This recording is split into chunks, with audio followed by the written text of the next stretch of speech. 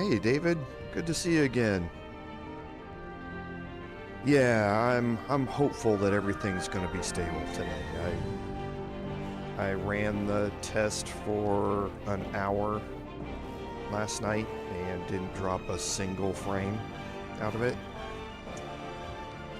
Which, out of the thousands of frames you know that you put up throughout the live stream, so I'm hopeful that we're all back to normal. After they told me it was fixed and I got home last night, there was still a internet company truck parked out front, so I was a little worried. But hopefully everything's okay. We'll just keep our fingers crossed. Yeah, and that's another reason why I was so upset about not being able to stream, is because today there's a lot of fun stuff happening.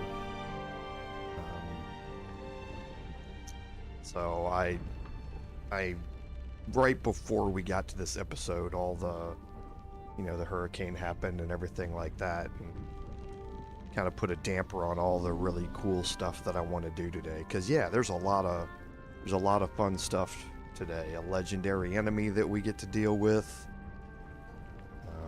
Some legendary items that we get to deal with. So yeah, really, really anxious to stream today.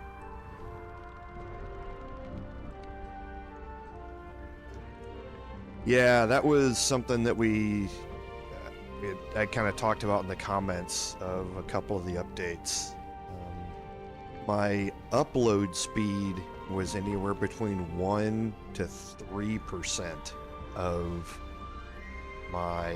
the speed I'm supposed to have, and I pay for a really, really good internet here, both upload and download, and at that upload speed, it would take me like 29 hours to upload a video. And before I even got internet back, during the first 9 days or something after the stream, when I didn't have any internet, I couldn't even record. I couldn't play or record because I couldn't log in. I couldn't access the games through Steam, so it was a problem for the first 10 days, and then when I got back, I could record, but none of them would really be able to go live until I got fixed anyway. So I know everyone kind of missed out. When I got the first internet repair done this week, I was able to upload that one video for the barn. And that took 15 hours to upload. So, but thankfully the upload went, it didn't fail partway through. It went okay. But I can only imagine how 29 hours of upload would have gone. That would have been horrific. So, hey Andy, welcome back. Thanks for being here. I really appreciate everybody sticking with it through all of these troubles. I certainly didn't expect them. But yeah, it's just, I guess, one more thing about being in an internet connected society. When you're no longer connected, things kind of get thrown for a loop. But very, very happy to be back.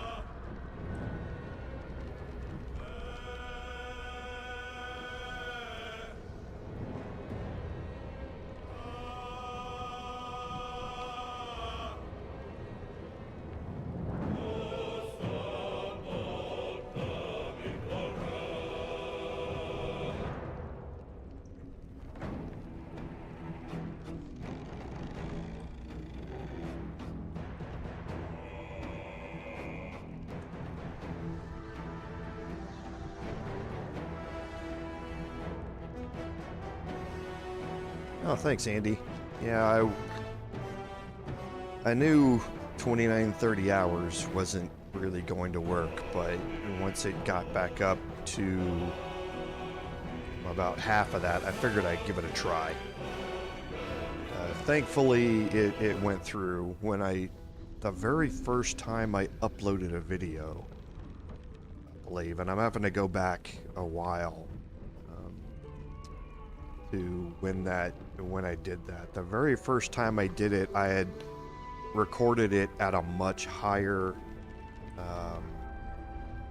resolution and frame rate than I was expecting. I had forgotten to change a couple of settings for that. So the video was huge. And when I went to upload it, YouTube was telling me it was going to take something like 12 hours to do it. And I uploaded it, and I set it to upload before I went to sleep. And when I woke up in the morning, it had failed on upload.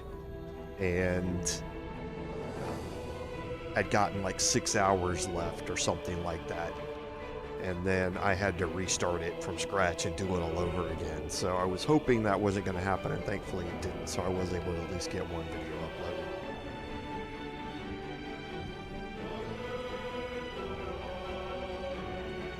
Yeah, I'm glad I was able to upload that video as well.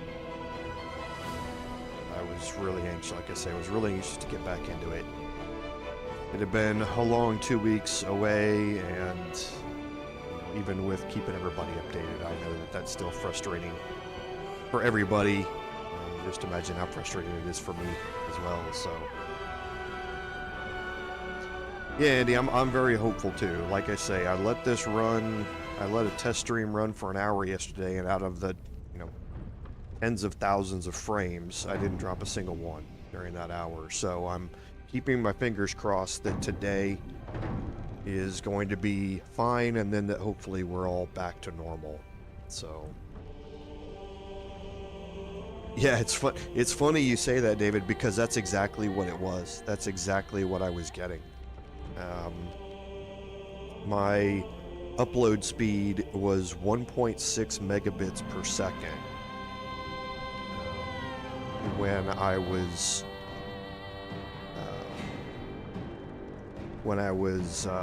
testing it after the repairs.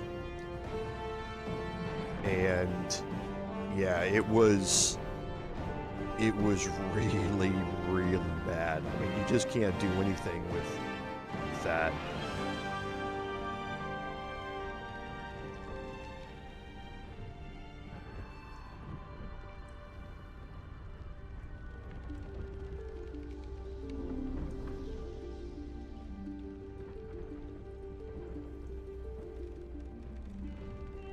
I mean, but 1.8 megabits per second, you have to think about it, that's still 100 times faster, right? If I'm doing that math right. 100 times faster than what we would get back in the days with a 14.4 modem.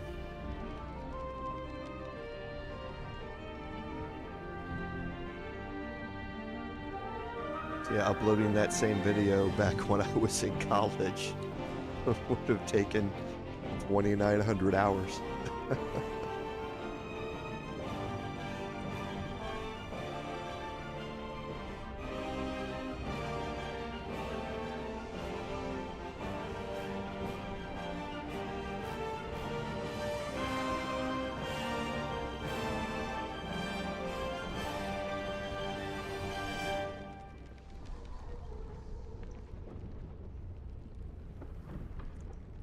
Yep, I know what you're talking about, Andy. Like I say, I've been on the internet since before the internet was a thing. We used to, and I'm gonna really date myself again with this reference, but the movie War Games. When we were kids, my friend had a computer and a modem, and we used to set the computer up to randomly dial phone numbers in the city where we lived until it would connect to a bulletin board, to somebody else's PC that was sitting in their house where they were running bulletin board software, and you could post and leave notes and talk to other people that way and things like that. It was very, very interesting. Kids will never believe those stories from back in the day.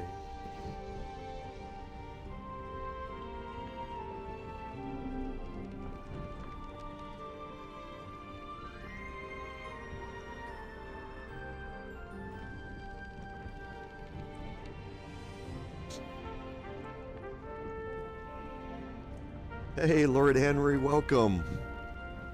Yeah, I'm really happy to be back, and thank you all for being here. I appreciate, even though I was doing my best to give updates, it was still, I know, frustrating for all of you not seeing any content,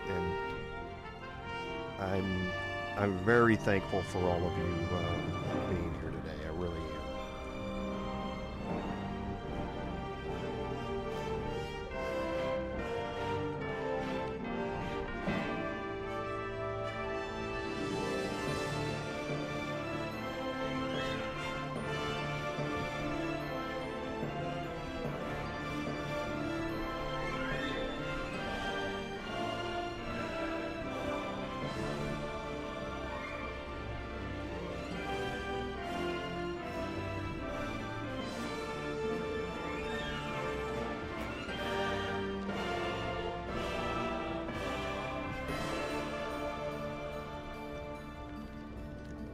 Welcome everyone to today's finally another live stream, episode number 17 of our Baldur's Gate 3 Honor Mode gameplay series. I'm Commander Jorval, and I want to thank you all for being here today. So the first admin note is obviously about the downtime that we had. I want to say thank you to everyone who was able to watch the Bard video that I uploaded Wednesday and who is here today for this live stream. I can't thank you enough. Throughout all of this, it's been incredibly frustrating on my end. It really highlights the internet connected society in which we live in, and like I say, I'm just incredibly grateful for y'all being here. I don't want to drag this out too long. I have so many thoughts on all of it, but thank you all for being here.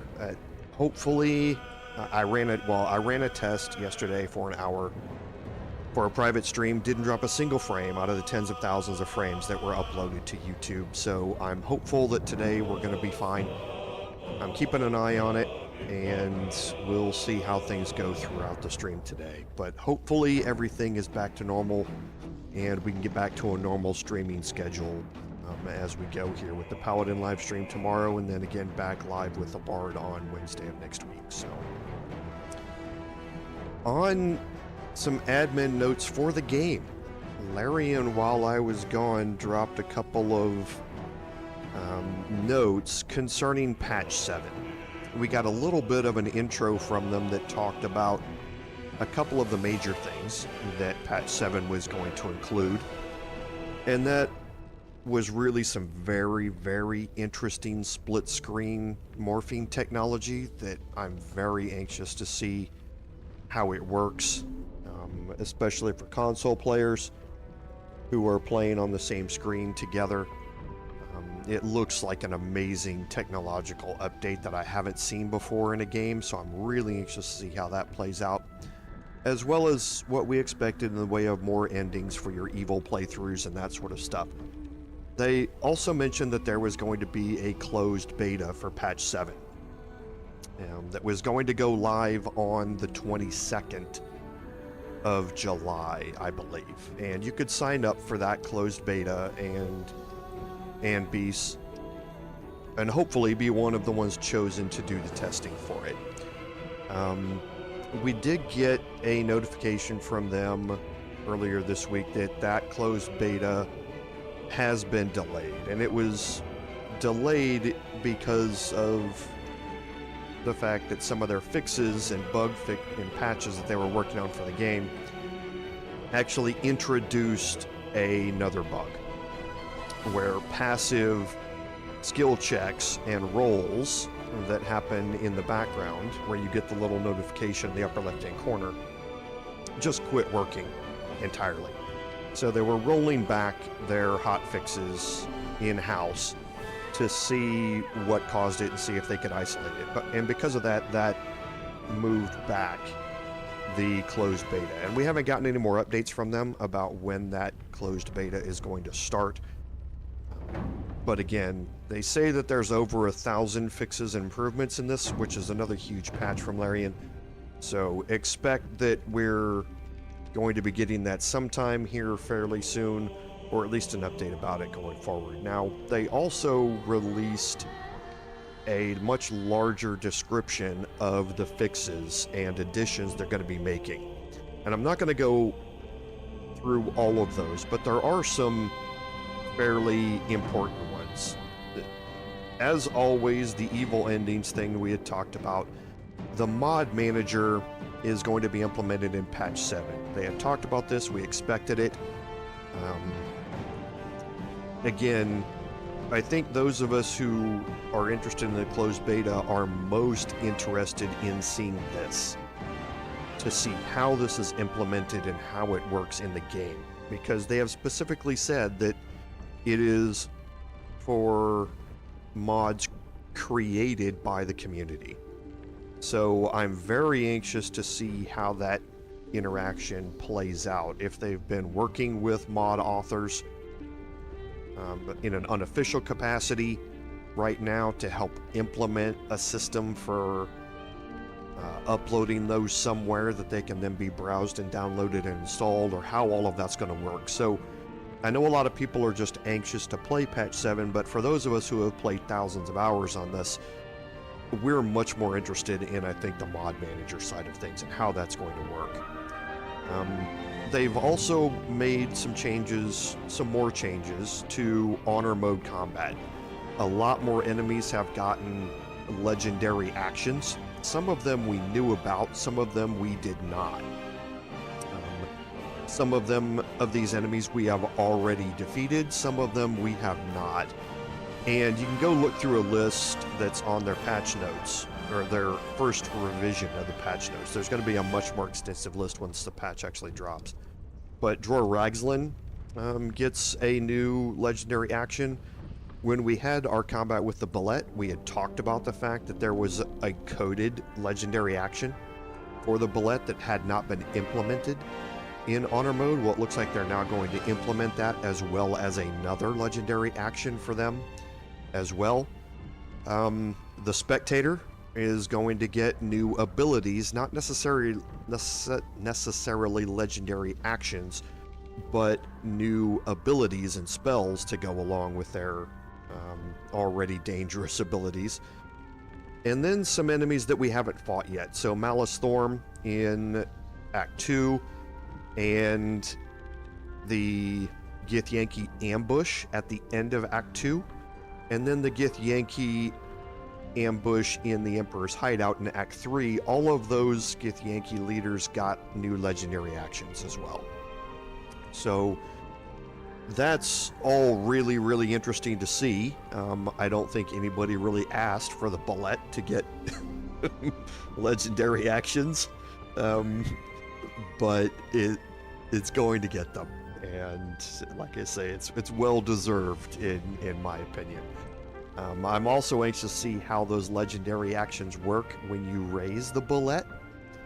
Does that mean that they're no longer, that those legendary actions are just gone, or can you use those legendary actions as a player in control of the Bullet as a Spore minion? So there's some things there that I'm really, really anxious to see how they work. There are a bunch of other things. I do encourage you to go look through Larian's update on that to get kind of a much more extensive rundown of what's happening. And expect patch 7 again sometime this year. I'm expecting maybe the end of August at this rate. but we'll kind of wait and see how things go. But the end of August and into September is kind of where I think we're going to see patch 7 launch. So keep on the lookout for it. So I think that covers our admin notes. So on a recap, and we desperately need a recap here because it's been so long. At the end of last episode, we finished up combat with Grim, and we had Karlach solo Grim. Well, I guess not technically soloed. The Mephits did do a couple of points of damage here and there, but we finished that up, and the Underdark is now complete. We have made our way back to the Myconid colony, and there are some things that we need to do before we head out to the mountain pass. The first is that we are going to have an encounter with Auntie Ethel. We have cleared out the surrounding area of the Redcaps, and we're going to venture into her lair today and have a fight with her and see her legendary actions at work, possibly, and hopefully get the Hag's Hair reward out of it. So that's where we're going to start, but before we do that, we're going to jump in and pick up a couple of things that we need to finish off that are going to make that fight hopefully a little bit easier. So we're going to take stock here real quick, and then we're going to head out.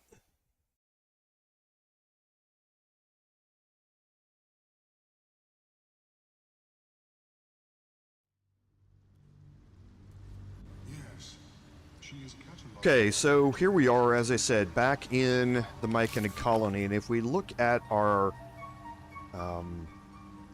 quest journal here, there's something here that we definitely want to do, and that's to finish the Masterwork weapon. We want to craft one of these weapons that has a chance to silence an enemy on hit. There's still a saving throw involved with it, but if we can do this, we can possibly make the Auntie Ethel fight significantly easier. But we'll kind of see how this plays out. But we're definitely going to go finish the Masterwork weapon. Before we do that, we are going to head out to the Goblin camp. And that's because, looking over my notes, there is something that we forgot to pick up. And we definitely want to get it here before we head into Ethel's lair.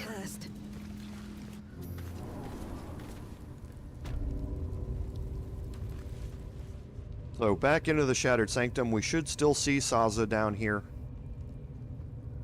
Yep, there she is. And we're going to head up here into the area that leads us to the work pits.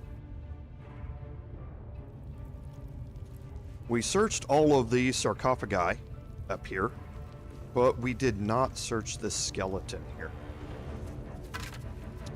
This skeleton has a ring of poison resistance, which is hopefully not going to be useful, but if it is useful, it's going to be very useful for us, and we'll kind of explore what I mean by that a little bit later. So now that we've got that, we're going to head toward the Blighted Village, and we're going to go craft a Susur weapon. To do that, we're going to head here into the basement under the smithy and head down here to the forge.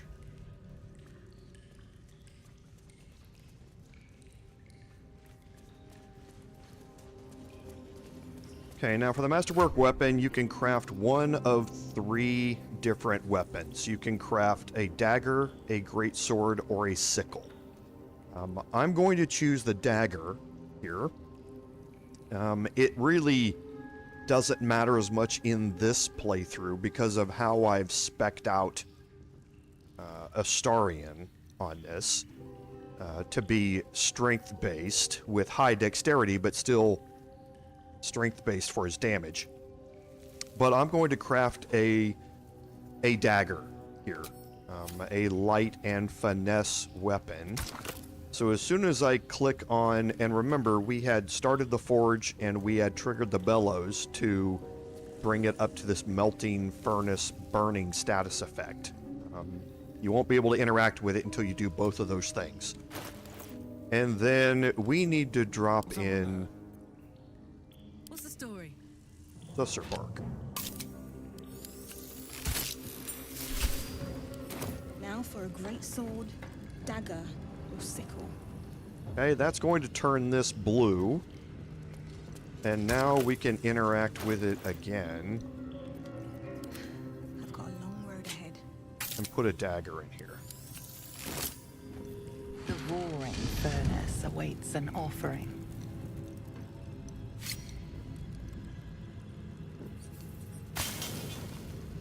A candy-sweet scent wafts forth. The Susa bark infuses the weapon from within the flames. The flames sputter away. The dagger is yours for the taking. And that's going to complete the quest to finish the Masterwork weapon. Now, that's going to give us the Susser dagger, and it says silences target on hit. That is not true. It's not 100% true, I should say. It has a chance to silence targets on hit. If it was 100% chance and there was no saving throw, this would be incredibly useful. But it does have a chance to fail, and you're going to see that probably come into play here in a little bit. Okay, so we're going to head, now that we have that, we're going to head back to the Myconid colony. And we are now going to complete our quests with Nier. We have now finished the Masterwork weapon. Now we need to deliver Nier's head. And we're also going to talk to the I don't know half of the what gnomes they're that are here as well. What's up for But at least discussion? they're peaceful.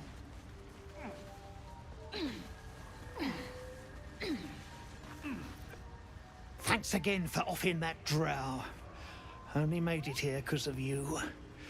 But I can't stop thinking about the rest of us. Stuck in Moonrise with a bunch of sadists. Poor bastards. Somehow you look... The Myconids are trying to help, but I keep seeing my friends in Moonrise screaming. No need for me to ask how you fared. Some of my kin have already made it here, safe and sound. It's past time we were back in the city. But if you find yourself there, call on us. The Iron Hand gnomes are good friends to have.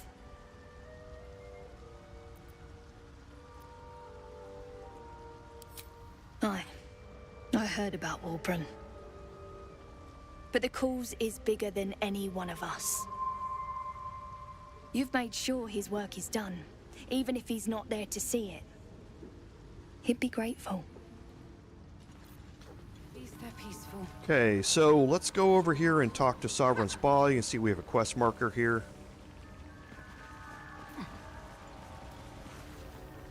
Peace bringer, be at home. Okay, now I'm going to come back to this one. I'm going to deal with Nier's head first.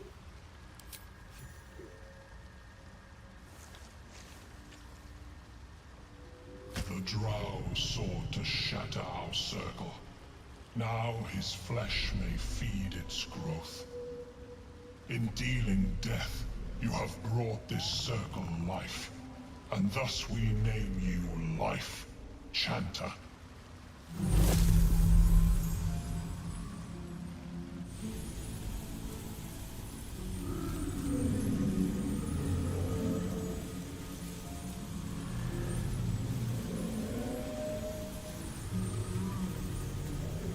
As our circle grows, so shall your song.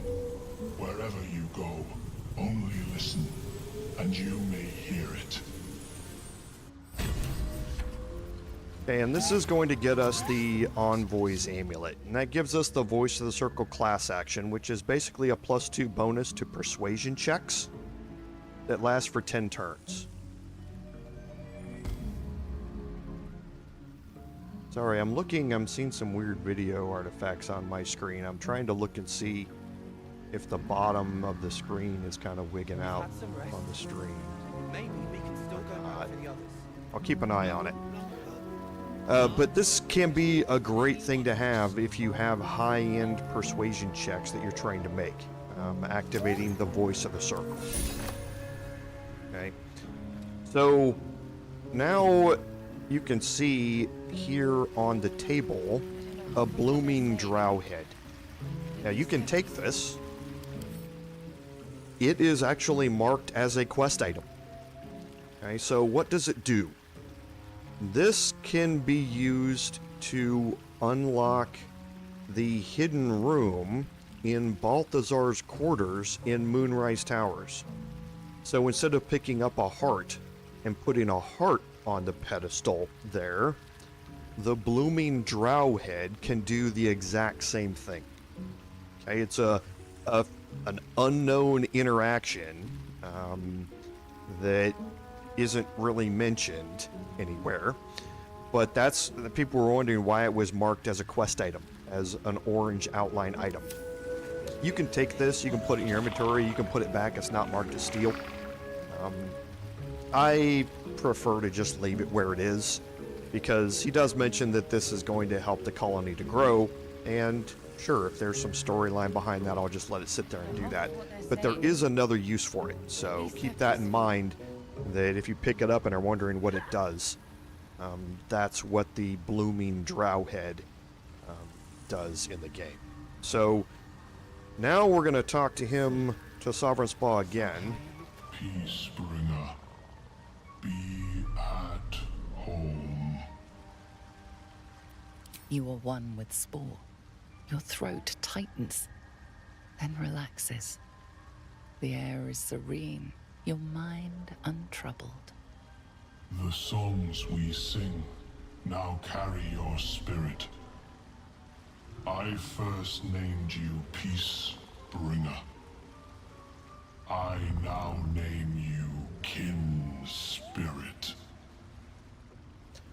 Now, the reason I did those in that order is because there is a bug where if you get named Kin Spirit first, it prevents you from being named Peacebringer. At least they're peaceful. You can still complete the quest, but the whole cutscene interaction where you were named Peacebringer doesn't trigger. You will still get the amulet and everything like that, so it's just really a visual difference. Thanks, Bob. But I just wanted to play it out that way, so I knew I was going to get the full cutscenes for both. But like I say, there is a way where a bug can trigger that part of that cutscene will be skipped if you tell them about Glut first, as opposed to Near. We've had some rest. So now everything down here in the rest of our sections here, none of this is here in Act 1, with the exception of the Mountain Pass, which we're going to have with the encounter with the Githyanki patrol. So all of our other quests here in the first portion of Act 1, if you want to call it Act 1 and the Mountain Pass Act 1.5, that's certainly fine. But here in this first portion of Act 1, we have finished up all the quests that we need. So let's, as I said, start working our way back to a different location. And I don't think we have...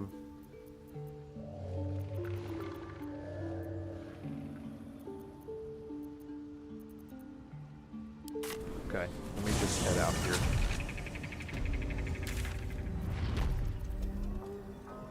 Okay. So I take that back. In this honor mode playthrough, we have not gone to the sunlit wetlands at all. Okay then. So we will have our full encounter here with the Teahouse here as we go forward. So we're going to head west out of here real quick.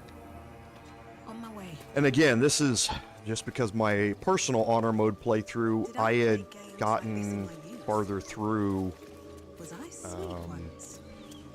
the wetlands, and I hadn't taken enough time to explore this one and make sure I knew exactly where we were. So let's take care of a couple of things to open up the map over here.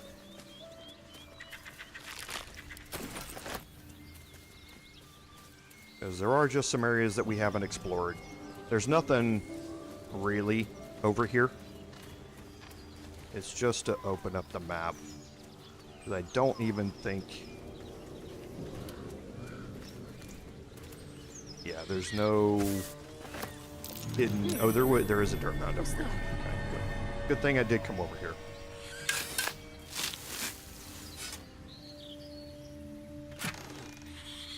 Okay, some decent scrolls here. And then Arca. Don't know if we can cast Speak with the Dead on her or not. The corpse does not respond. Okay. But that gets that active. Anyway.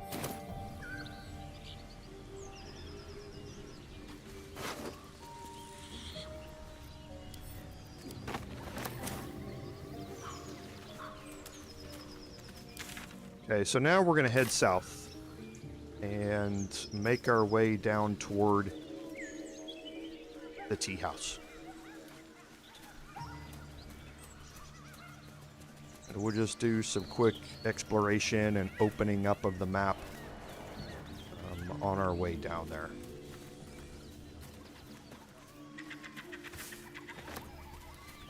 And there are some of these hunter stashes. I don't think I've ever found anything in a hunter stash. But you know me, going to open up everything. And there's nothing down here on the south side road.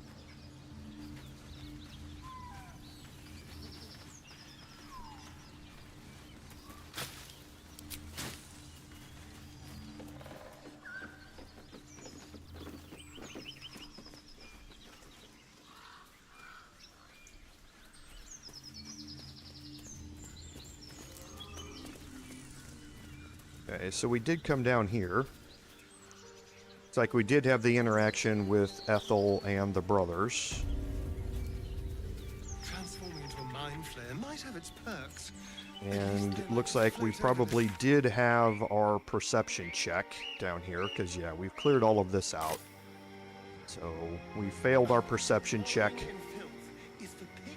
here in the wetlands. Chill runs Oh, up we your didn't. spine. It's here. You feel like you're being watched. Okay, so here's the investigation check. If I'd have known it was going to be here, I'd have prepped for it better. This is just a check to see if you can see through the illusion here. You don't have to do this. It just gives you some more information about what's happening around you, because it's a really high DC, so I'm going to have to roll a nat 20 to make it work. I'm not really interested in passing it, though, one way or another.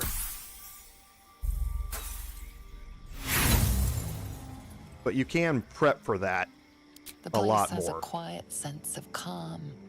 You can't see anything strange.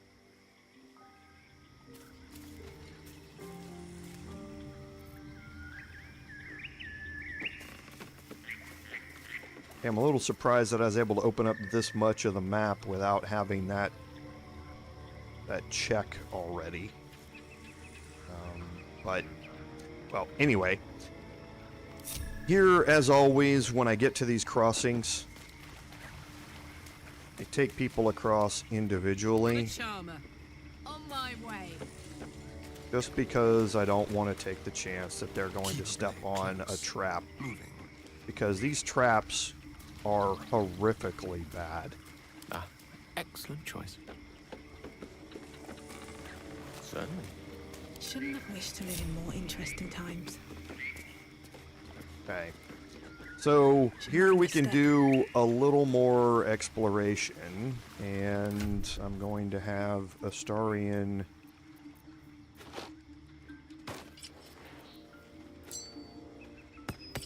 put on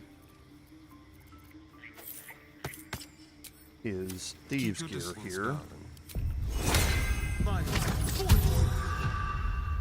Subtle steps.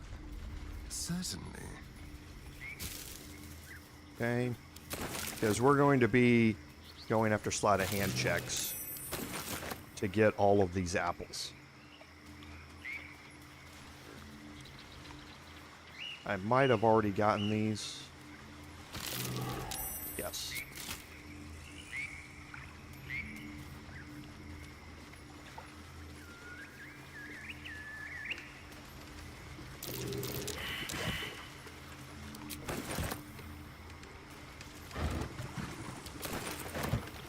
So, who failed the perception checks?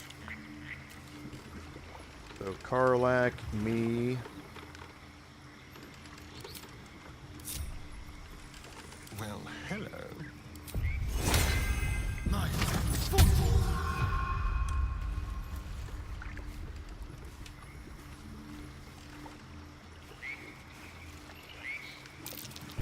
There it is.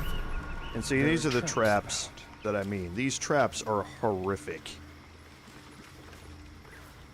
They can really, really do a lot of damage. So you don't want to be walking around in these water areas if you can avoid it.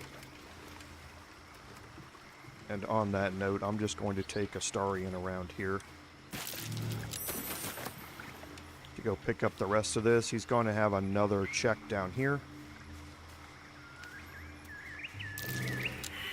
Okay, so he failed the survival check, so I'll bring everybody else up close.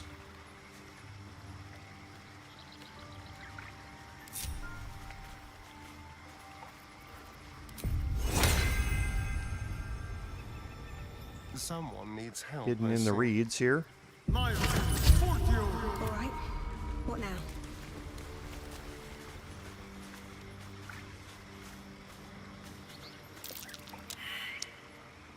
Okay.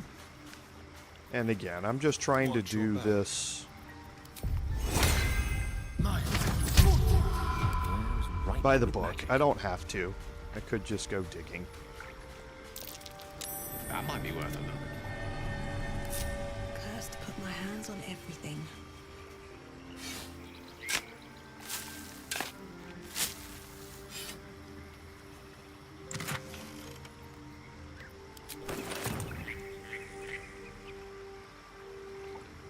Pave my path with corpses, build my castle with bones. One step at a Okay, so we'll time. go here to this one. Dead? Oh, I thought they had a sister to find. That's just lazy boys. Be ready. Whoever Okay, and now we can make our way here this into could be this close. middle area. Have I been this way before? And we find the first body here of one of the brothers.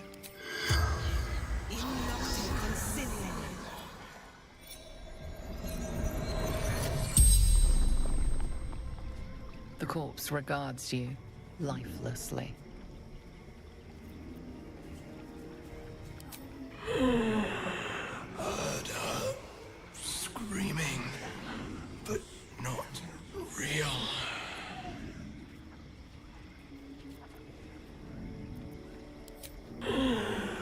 Wasn't a sheep.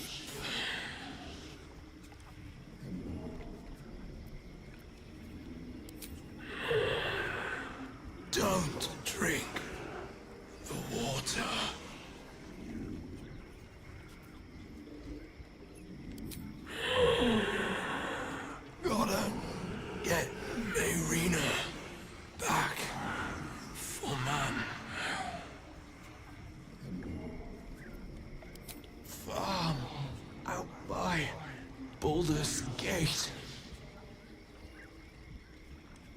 The spell's power wanes.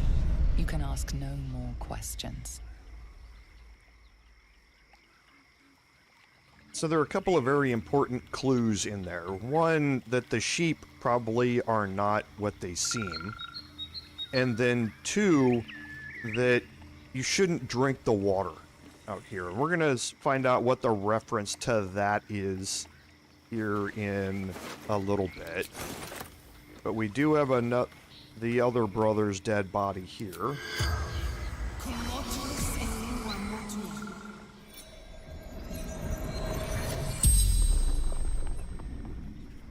Kill the Hag.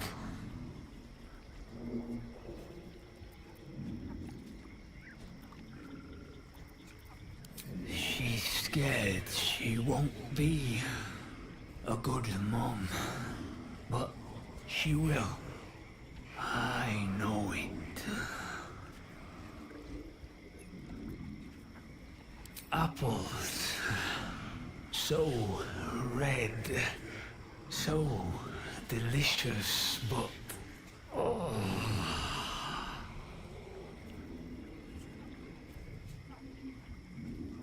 The note.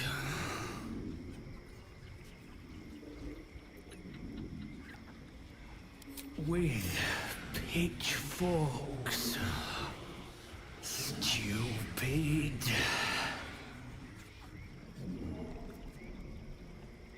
Looked so innocent. The teeth. The spell's power wanes. You can ask no more questions.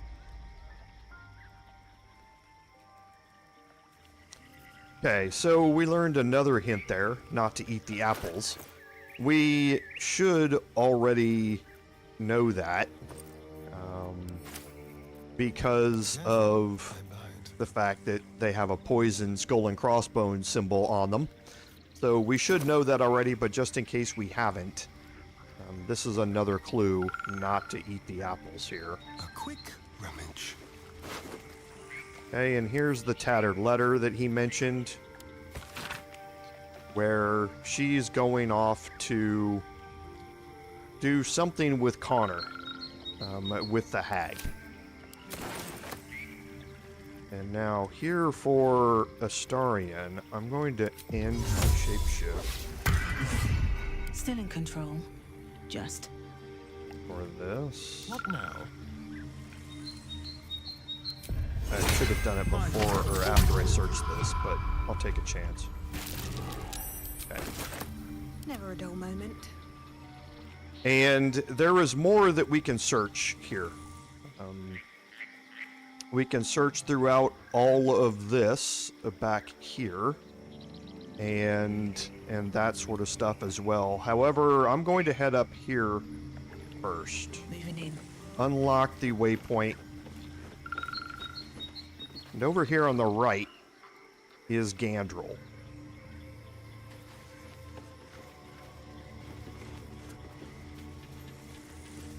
And I'm taking Astarion with me during this encounter. Ah, stranger. Forgive the aroma. You catch a waft of something foul, metallic, and sickly sweet. Powdered iron vine. An old hunter's trick. Most monsters will think twice before making a meal of me. You're a monster hunter. I'm surprised. I thought all Ger were vagrant cutthroats.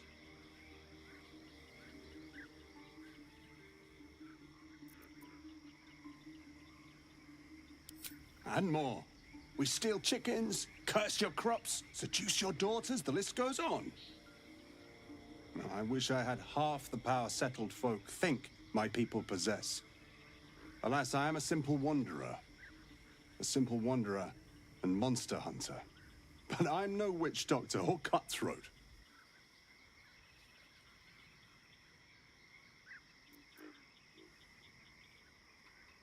Something terrifying, no doubt. Dragon? Cyclops? Kobold? Nothing so dramatic. I'm hunting for a vampire spawn. His name is Astarion. but I fear he's gone to ground. I hope the hag of these lands can help me flush him out, if I can afford her blood price.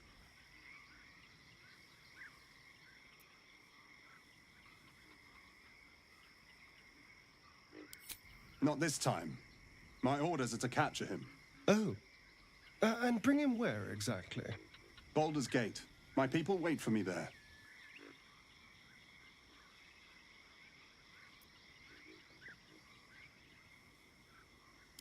I don't know. I'm sure a vampire spawn could still rip out your throat if he felt like it. He is right, unfortunately. They are only weak when compared to their masters. During the day, we have the advantage, but at night, when they hunt, you'll not find a more deadly quarry.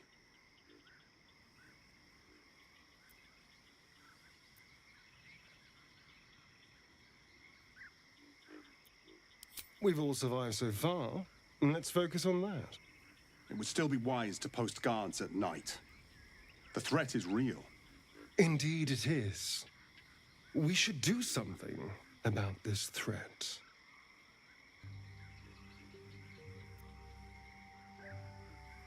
Excellent. The vampire? It can't be.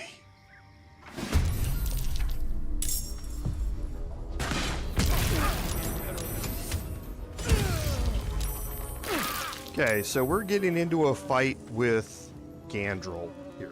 Now, Gandrel has a crossbow here that has the Feller of Monsters trait to it, which gives you advantage on attacks against monstrosity type enemies, which can be very, very useful. Because it doesn't only apply to the crossbow. If you have it equipped, it applies to all attacks made while you have the crossbow equipped. So Gandrel's story here, you can follow it actually all the way to Act 3, where if you choose to play out the interaction with Cazador a certain way, you can find Gandrel with his children in the sewers of Act 3. They are not fully right. I'm trying not to avoid spoilers here. But he can be followed all the way through to Act 3. The consequences of killing him here there's really none to speak of. And you get the bonus of getting his crossbow. That's why we're going to do this. Now, Gandrel is not an enemy to be underestimated. As you can see here, he's not somebody that you should take lightly. Fuck yes. And we're going to kind of deal with that as best we can here. So we're going to start off with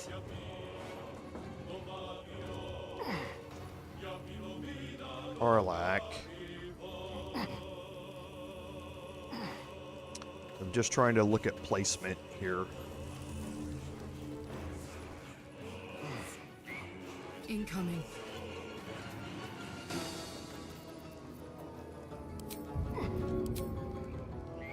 Go on.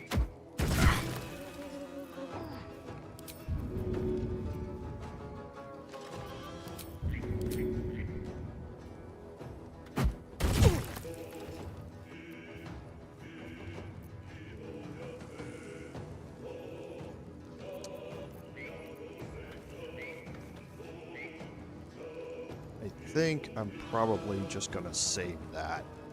I don't think I need it here. What now?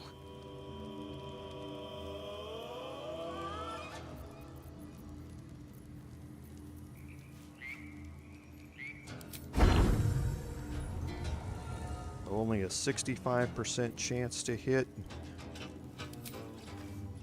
Either way.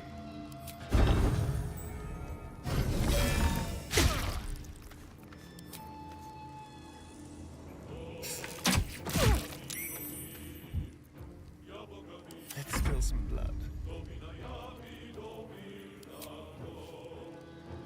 And yeah, the low ground, Andy's frightened here. So a bunch of negatives. Oh! Invigorating it is to stand by one's friend in the face of danger. I guess he was like, look, you caused me a bunch of damage, I'm gonna get back at you for it. Hello, my dear.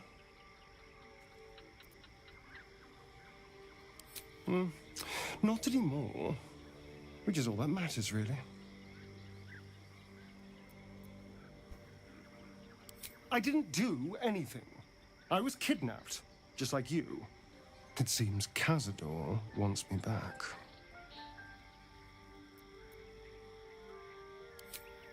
Cazador Zar is a vampire lord in Baldur's Gate, the patriarch of his coven, and a monster obsessed with power. He turned me nearly 200 years ago. I became his spawn, and he became my tormentor.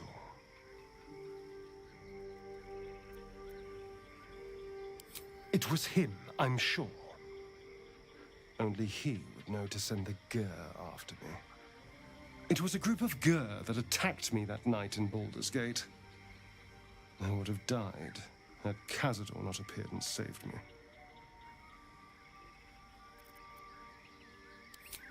Well, he didn't mention the slave clause at the time. And now he sends a Gur monster hunter for me. It's a message. He's reminding me of his power. Even in the middle of nowhere, he can reach me. And he wants me back.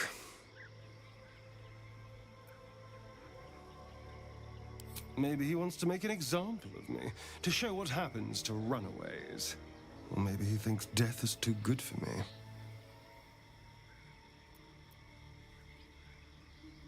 Aha! Safe! You think I'm safe? Do you know the power a vampire lord possesses?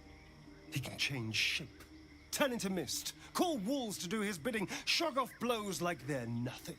He could walk into our camp tonight and kill you with his bare hands. And you'd be lucky if death was the worst thing that happened to you. First, we have to... I don't know. Well, if we kill his lackeys, he'll just send more. We just have to be vigilant, keep our wits about us, and kill any monster hunters on sight. Okay, and now we can cast Speak with the Dead. I do, looking back, I see that I missed a question from Lord Henry. Does killing everyone in the Zentron basement have any impact on Act 3? I think the only impact that it has is if you gave them the chest that had the iron flask in it. If you kill everyone there, that flask does not make its way to Roa. So you would get the flask there instead of getting it if you kill Roa in Act 3. That's the only difference that it makes. I don't think there's any attitude adjustments or anything like that, because none of those characters show up in Act 3. Brem or any of them, none of them show up there. So, but I do know that if you want the iron flask, you either kill everybody and get it there, or if you don't kill everybody, then that flask ends up in Roa Moonglow's inventory in Act 3. And you can get it from her by killing her there. Hawk seems willing to speak, but not to its killer. Of course, we got that.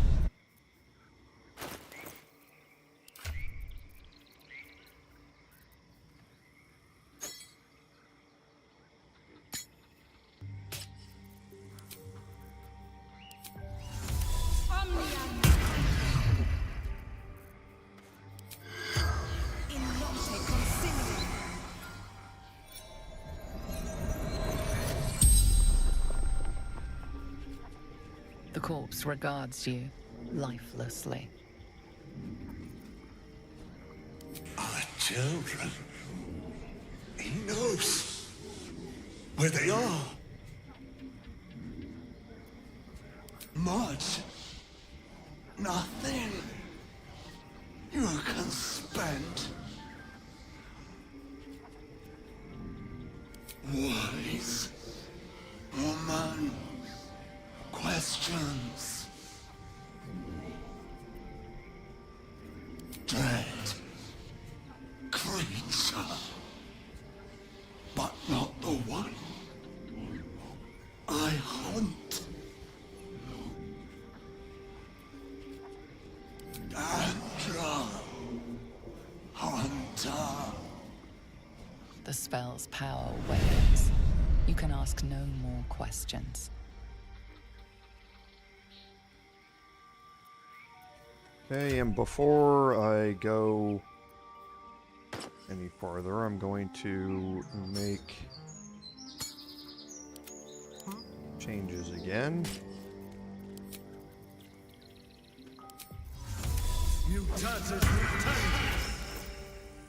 Whoops. I forgot to equip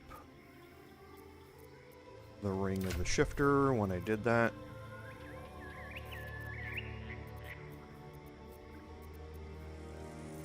Who's got it? There it is, I see it.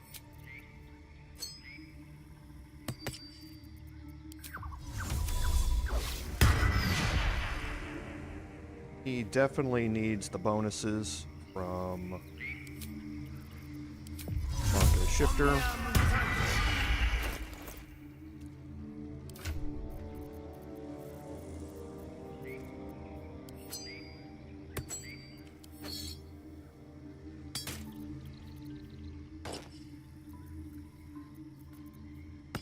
And the Smuggler's Ring. Then for myself, it's going to be the same thing.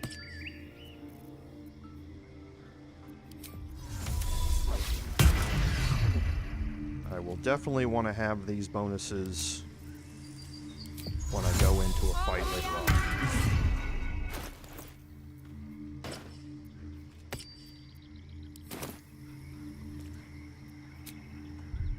Okay. So now to search Gandrel here. There's Gandrel's Aspiration. And again, like I say, the Feller of Monsters trait, you have advantage against monstrosity type enemies. It's a +1 enchanted crossbow. The other thing it has is once per short rest, you can use your ranged weapon attacks to possibly turn undead. So a great way to possibly remove undead from a fight for a while. From range as well. So this is a heavy crossbow, so you need to have somebody who is proficient with that to be able to do it, to be able to utilize the proficiency unlock for it. Right now we're using Herald, which banes targets.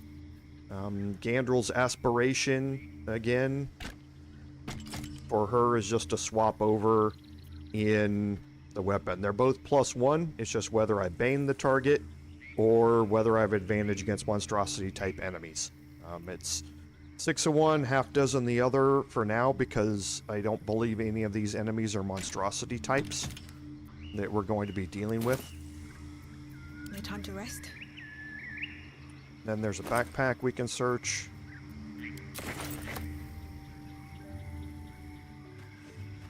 Wonder if the gods are watching me. Now we're going to head straight across to the other side over here.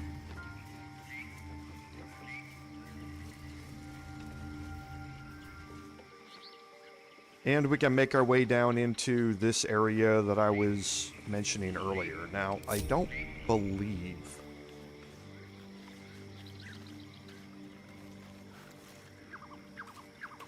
there are traps here. I don't think that there are. How delicious.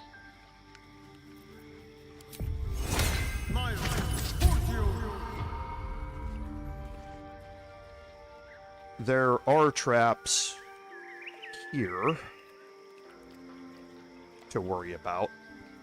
But once you're in here, I don't think there are any more traps.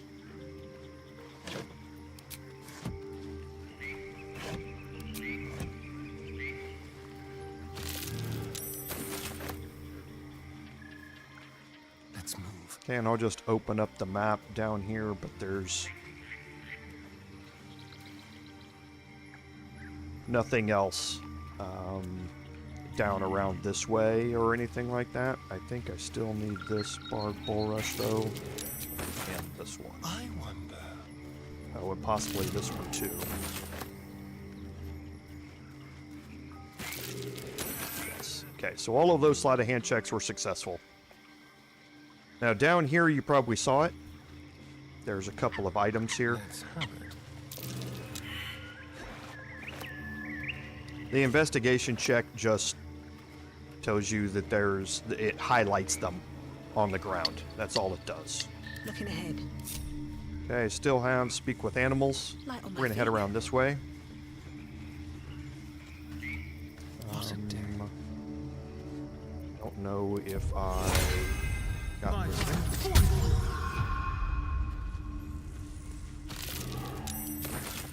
I have such a headache. And down here around the corner, there's an addled frog. Taste. Seems like a good moment to talk. Green leaves, shallow water. Green leaves, shallow water. Green leaves, shallow water. A chill runs up your spine. There is something wrong with this creature. Very wrong. Burn! Bleed! Kill! Okay, now this dialogue here can actually determine whether or not you party wipe in honor mode. It's fairly benign when you think about it, but the consequences are dire, and this is something that DMs in homebrew games love to do, and something that I'm glad to see that Larian actually brought in here. If you continue down this line and you get into a fight with the frog is stupidly overpowered. It's only got 12 hit points.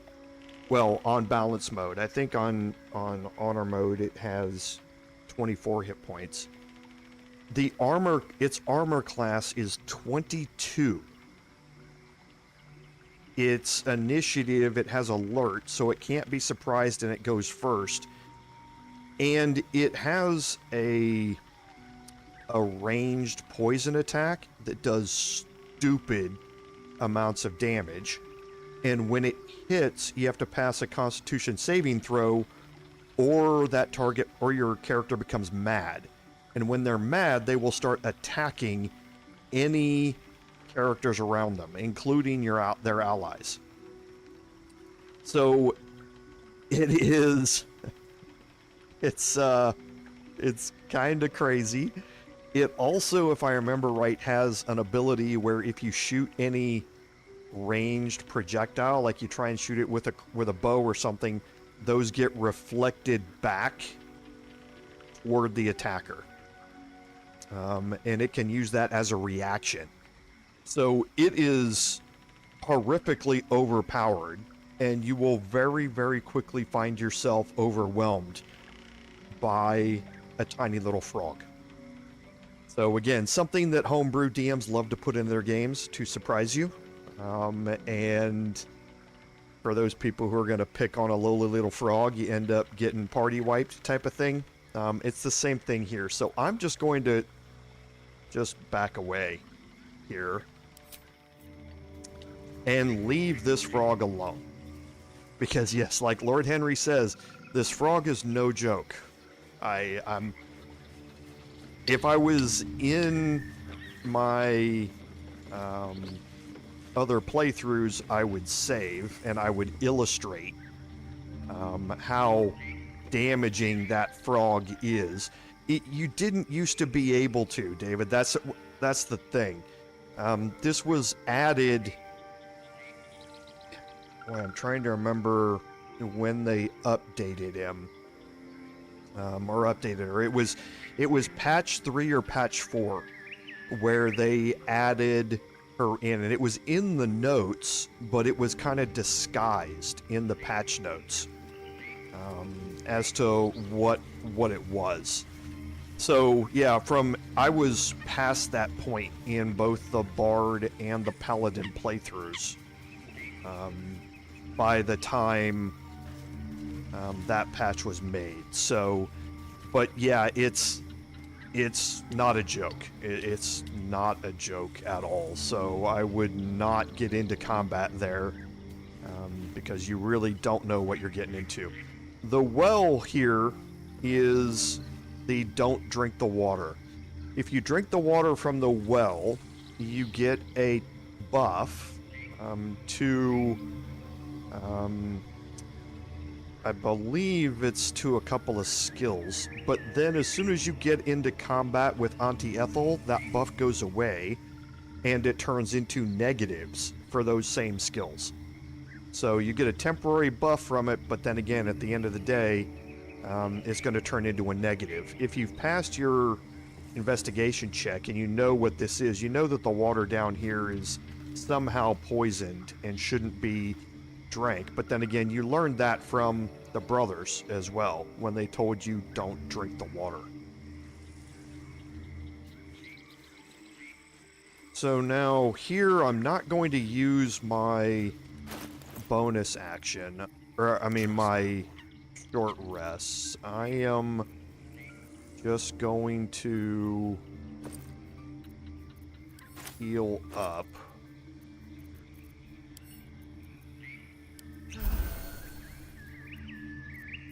2 hit points there is fine for him. Wicked, I see.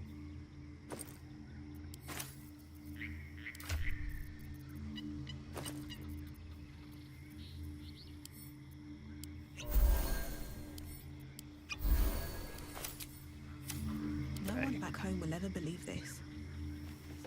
And now we're going to head into the Teahouse here.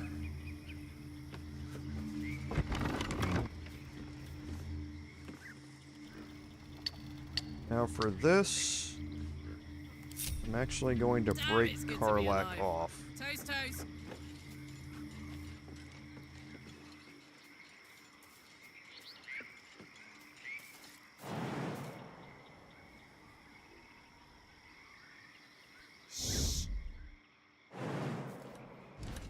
I'm going to put her up here in hiding.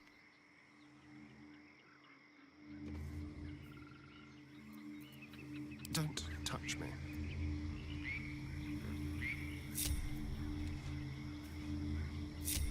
Have a lot on my mind. And, well, in it. I don't want a crumb left on that plate, girl. Auntie Ethel, please. One more bite and this pie is gonna come back up to say hello. Don't make me get the wooden spoon. You're eating for 2, so get to it. If it isn't the cheekiest pup of them all, you'd best have one hells of an apology for me, young lady.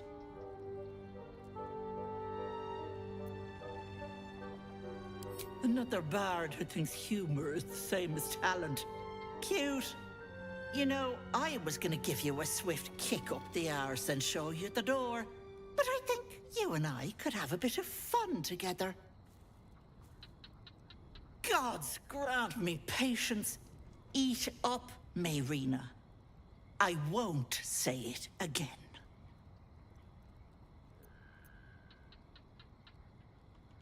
Keep that hole under your nose shut, or things will get messy.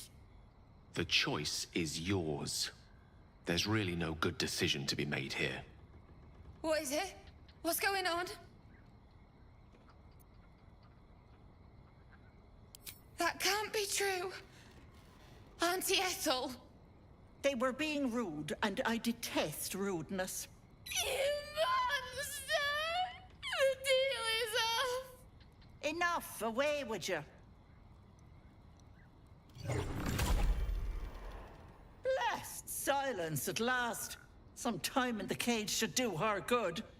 And you'll regret sticking your nose in my business.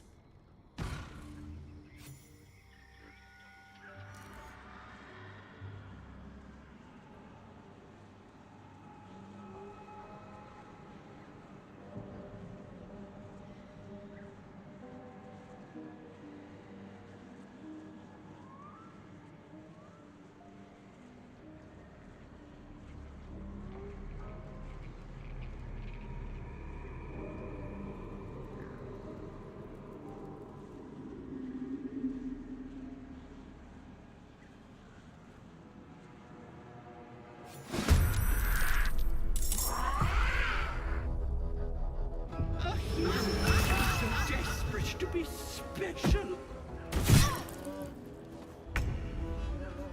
Okay, so we're going to get into combat with Auntie Ethel. We are also going to get into combat with all of the red caps who were disguised as sheep. Okay. So our goal here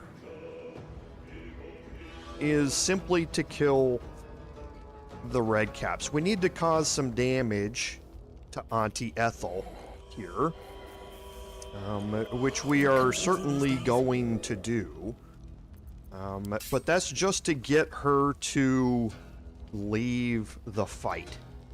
She's going to want to, as soon as we cause damage, she's going to turn invisible, and she's going to want to try and escape through the fireplace on her next turn, and we're going to let her. You can play this out where you kill Auntie Ethel. To do that, though, you need to head through the fireplace, and inside you can arcane lock the stairs. That will prevent her from escaping for only one turn. So you can cause damage to her, and if you can get enough damage done to her here, you can kill her before she heads down into the basement. Now that kind of glitches things out, as you would expect, and you're not going to get the opportunity here to get the cutscene with her to get Auntie Ethel's hair, the hag's hair. You won't get it. So if you want to have the opportunity for that, you need to let her go. And that's, like I say, exactly what we're going to do. So we're just going to go try and cause some damage here. Okay, hopefully we can get some. Good. Okay, we'll move right up next to her so that if she's doing an attack, it hopefully goes after my bard. Let me recite their demise.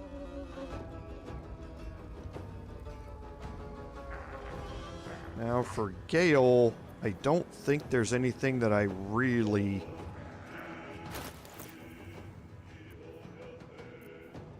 want to do here, per se. I'm not going to spend action economy on them.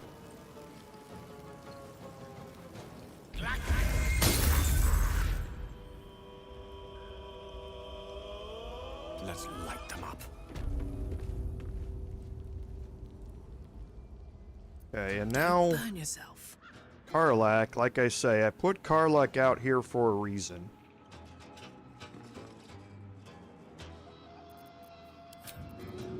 And that's because Karlach can reach them with a throwing attack from here. Now again, I don't want to throw the returning pike because she's not in combat, and I don't know where she's going to end up in the initiative order. But I want to focus actually on the Blood Sages.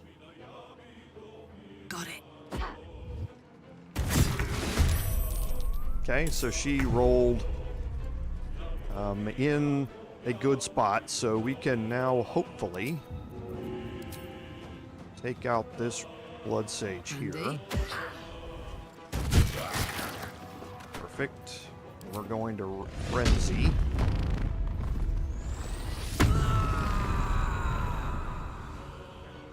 So we'll have 3 attacks next turn. And I'm going to kind of get her out of line of sight. No surrender. Creator. Destroyer. I can't even catch my breath.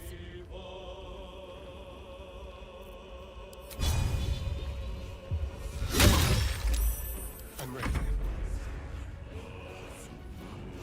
Okay, for Astarion, we're going to do the same thing. We're going to move in here and just cause damage to Auntie Ethel. So we're going to start with a flurry of blows.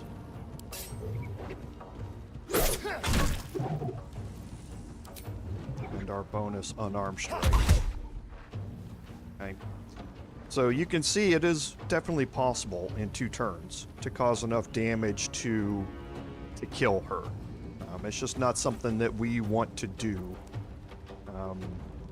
here on this.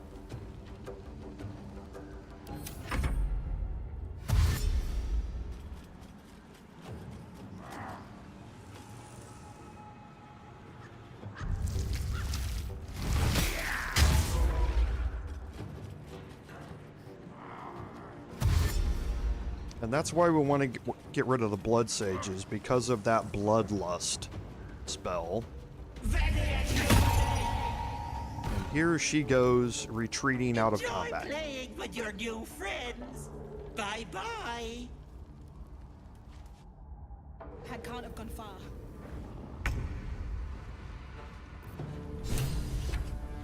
Okay, so I don't think... Actually, I can jump up here. Definitely want to get Gale out of the way here of these two, because the melee attacks while they're under Bloodlust are really bad. Move Karlach out here and see if we can get rid of this other Blood Sage here. Got it.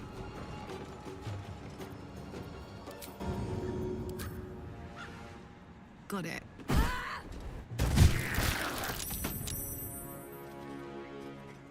Oh, jeez, it's so good.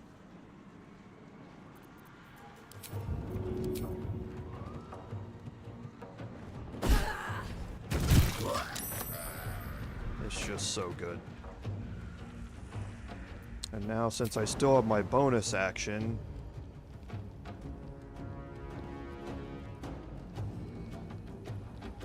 I will jump in here and get up to the high ground.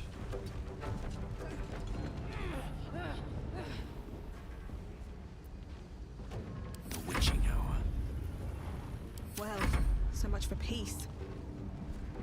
Okay, so how far away? 14 meters, so I'm pretty sure I can move up to here with my bard.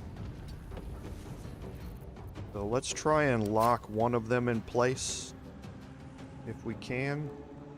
Actually, we might be able to lock them both in place. Now, I'd prefer only one of them be locked in place. Okay, so he's frightened. That's good. So he's not going to be able to move. I want them to be focused on my bard here.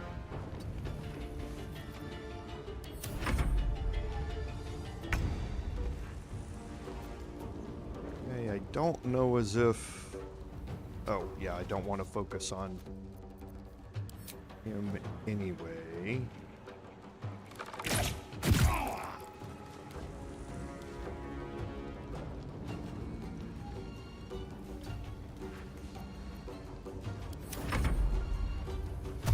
Good, he's dashing. Okay, so he focused on Astarion. Oh, he decided to go up here. Okay, so We definitely don't want to allow this.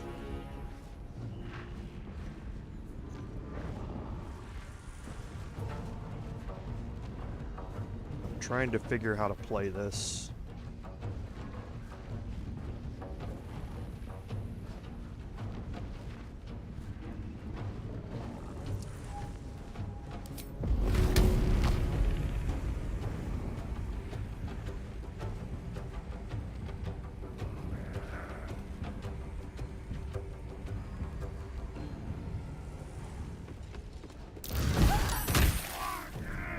Okay. So now that he's out of the way, now I can use my throw action here. Easy. And finish him off.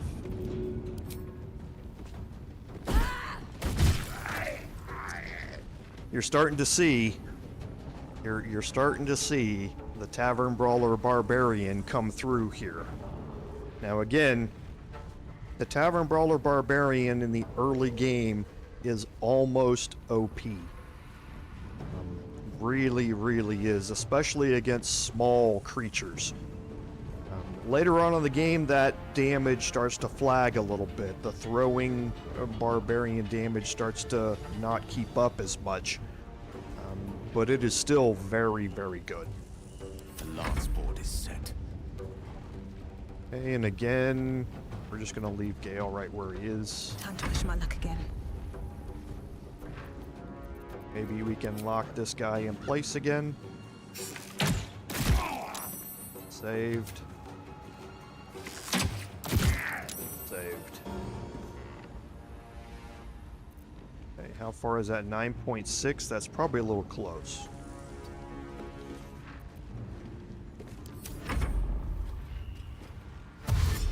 Okay, good. He's having a dash. Okay, so we should be able to get Astarion to finish him off.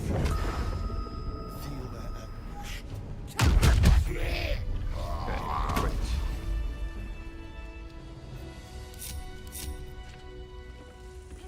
Someone there?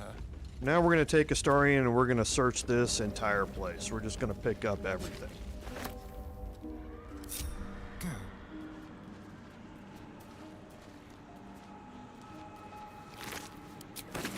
Yes, please. Okay, a whole person scroll. Great. Need to send that back to Karlach.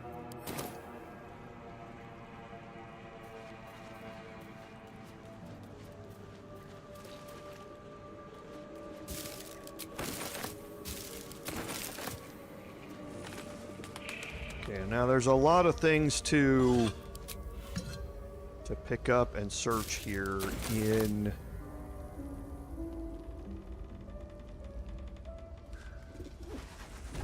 the Teahouse here. So we'll just go around and pick them all up quickly. Nobody here to care if we steal.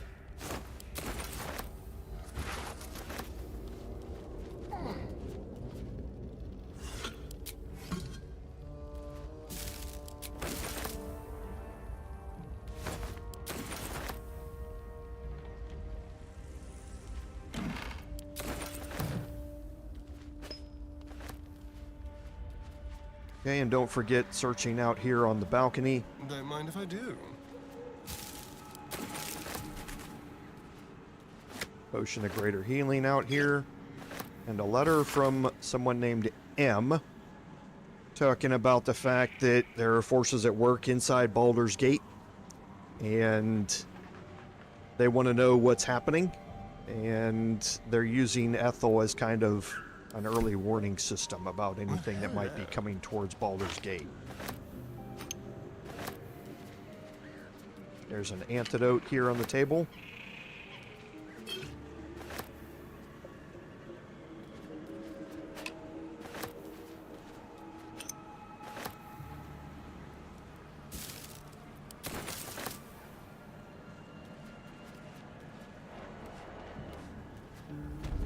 We'll continue on up the stairs.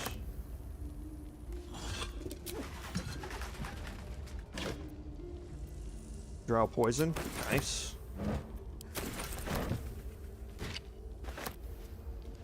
Now in here, left alt, bunch of camp supplies to pick up.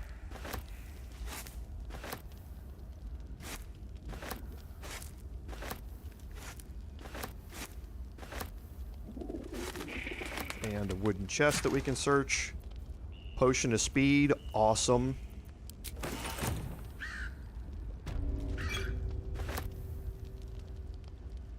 There's a Teahouse key.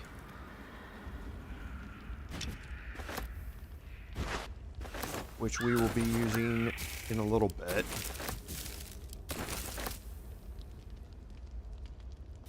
And the simple poison recipe is here on the desk. Okay, that's going to unlock the basic poison. So you can craft it.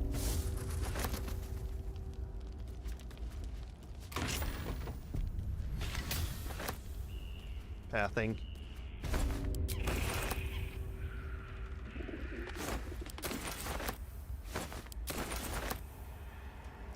There's just a bottle up here. Yep.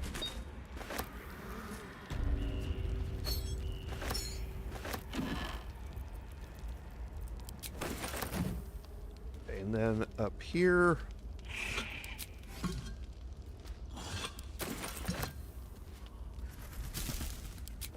Don't forget the potion of greater healing on the floor.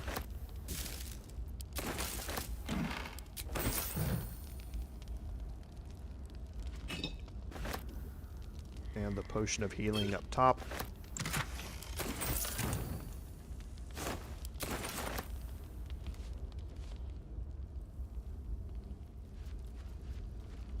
Okay, and now we'll head around to this corner over here. Oh, I didn't search this red cap.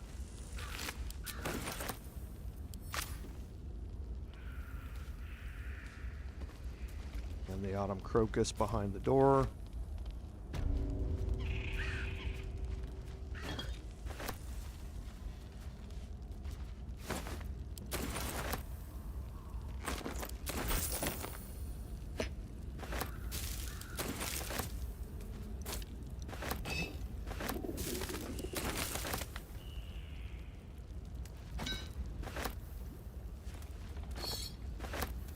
And then on the table here, you're going to have a few things, including some camp supplies.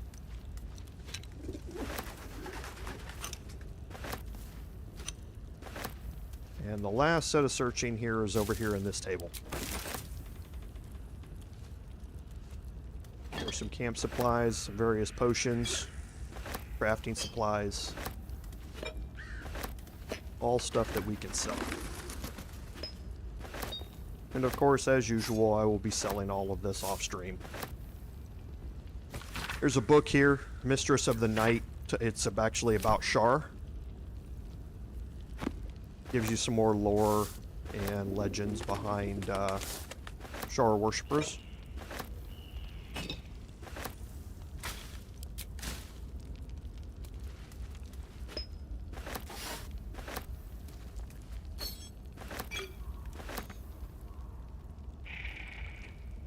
Okay, and here. Intestines throb, blood whispers. So I believe that's it. Press ahead. So we're going to... Where are we on action economy here? So we've got one key point left, so let's definitely take our short rest. Right. Time to see what new horrors waiting for us. And we will head through here into Ethel's lair. And here are the wooden stairs that you can arcane lock. The wall here is an illusion. You don't have to wait for her to cast Break Illusion on it. You can just walk through it. So you get your caster to Misty Step into here, walk through it, cast Arcane Lock on the stairs. She will come in here, and for the first turn, she will not be able to open it. But then the game realizes that you've kind of trapped her here, and it automatically lets her go the second turn. So you'll have that first full turn, then she will move, you'll have a full second turn in here, and then she will escape after that. If you're trying to kill her there.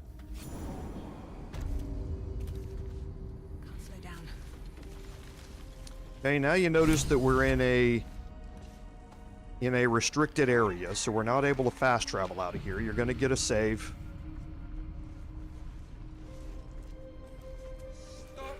You are as thick as they come, sweetness. This is my personal playhouse, and you don't have an invite. Get out! Has that wriggler eaten your brain already? Leave. Or you'll end up in tonight's stew. You'll go nicely with Mayrina. She's already marinating. Okay, and then Auntie Ethel's going to take off. Now down here, there's some explorations that you can make. There are various interactions with the items down here. You're going to learn that these are all victims of previous deals that Auntie Ethel made with various people. There are some decapitated bodies in stasis. There are some skulls you can interact with. There are some petrified people down here and some portraits. There are some dead elves that have their eyes removed, and there's a live elf down here at this end. All of them have interesting stories, I guess, to kind of deal with. None of them are savable at this point. So if you want to interact with them and learn their stories, you certainly can. But there's nothing you're going to be able to do to save any of them right now. If you unpetrify, because I believe I have a... well, maybe I don't. I do have a basilisk oil here. If you use one of those on Ephron, right now, he's going to die. He's petrified for a reason, but that reason is not what he thinks. And if you unpetrify him, he's going to immediately keel over and die. So I would not do that now. After you've dealt with Auntie Ethel, you can come back and do this. But since we're not going to kill her, I'm not entirely sure that's going to work either. We can have an interaction with Lauren here, but again, he's mad. He's out of his mind, and he's just going to be fearful of us and tell us to go away. Now here on the table, you can see there are 4 whispering masks. We're actually going to have Astarion pick up all of those, and we might get a cutscene here. You feel crushing waves of fear as the presence within the door recoils. It can't let people through, not again. Images flash. A man cowering, a bag open at his feet. Gold coins spilling onto the floor.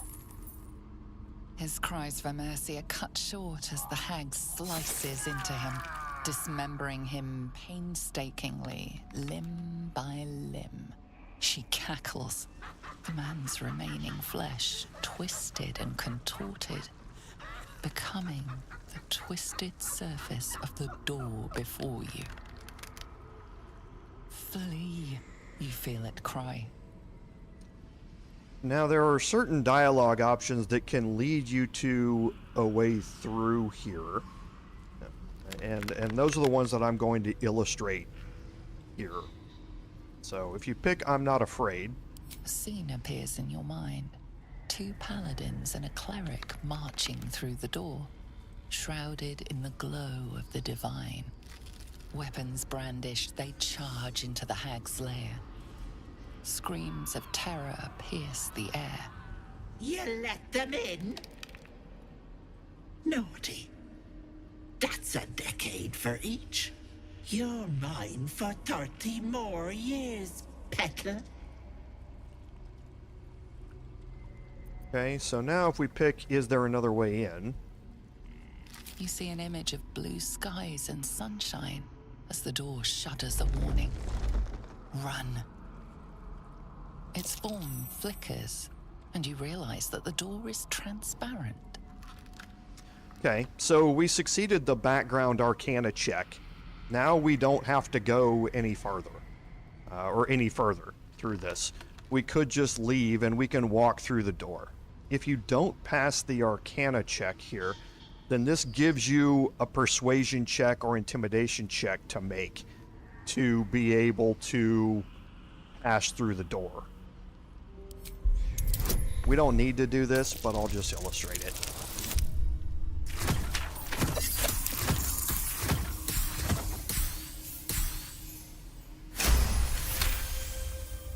You see the hag. She walks through the door, its form shimmering. The lightest touch of hope brushes your mind as the presence within retreats. Okay. Now, there is another way through the door. If you don't pass any of those checks and you want to get through the door, you can utilize the masks to do it.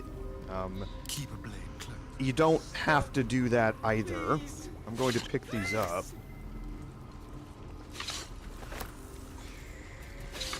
Okay. If you put on one of the whispering masks, you will gain additional perception abilities. So you're going to be able to see that the door is not real. And you can walk through it. However, you're also going to have to pass a wisdom saving throw, or Auntie Ethel's going to take control of you. And if she does, there's nothing you can do to get rid of it. As soon as you fail it, you're done, and you can't interact with that character to remove the mask or anything like that. Now, the way to prevent that is with the spell Protection from Evil and Good. You should have some scrolls of it by now. A cleric can also cast it as a first level spell. Or anybody who can cast cleric spells can cast it as a first level spell. If you cast this on your character and then put the mask on, even if they fail the saving throw, they are not going to be taken over by Auntie Ethel. They will gain all of the perception abilities that go along with the mask and the disguise abilities that let some other people know that you are part of their group, but you will not be taken over and you can continue to control your character. Okay. So these are the ways to avoid utilizing or getting the downsides to the mask. Okay. But we don't have to. Now, what I am going to do here with Astarion is put all of his stuff back on. So, the sparkle hands. Whoops.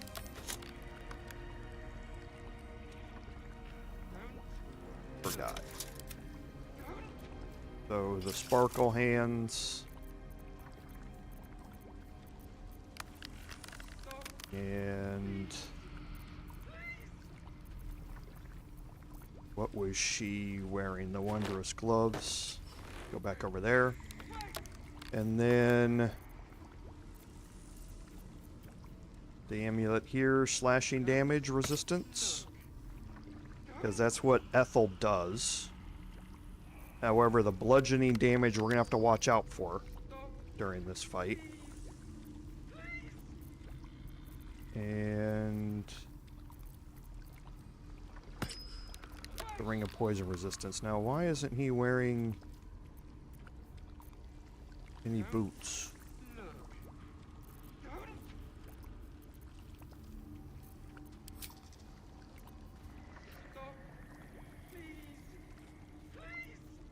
Okay.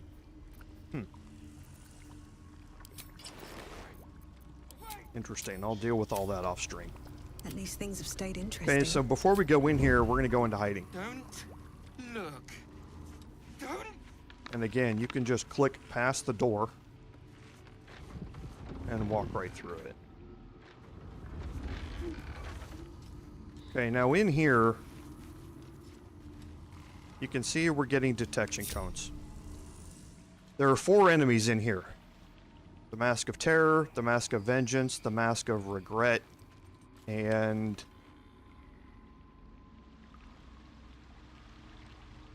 where? Oh, I can't see her yet. The spellcaster back here in this corner. Okay, the one that's the most dangerous by far is the Mask of Vengeance. The Mask of Vengeance has an ability that whenever you attack her, she attacks you back with her reaction with a Vengeful Strike that deals 7 to 16 bludgeoning damage and 4 to 14 psychic damage. So her damage output is really outscaled for her level here. So she's incredibly dangerous, and you don't want to let her get near you if you can avoid it. The other one that's really dangerous is the Mask of Terror. His longbow attacks seem to hit harder than they should. Again, I am not entirely sure why that is the case. But he hits really, really hard with his longbow. So what we're going to try and do here, though, is actually...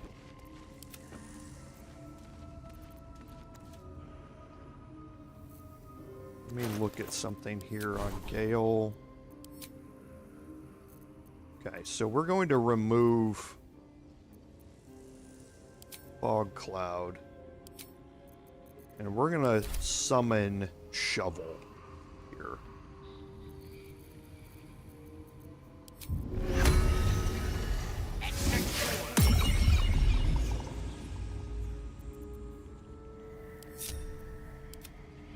And we're going to turn Shovel invisible. Now, this is not time-based. This is concentration-based. So you have to watch out, because Shovel, if he gets into mud or water,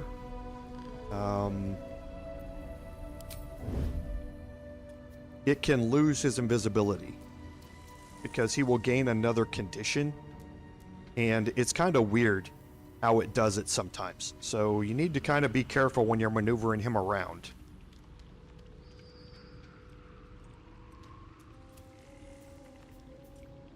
But he's invisible, so detection cones don't matter.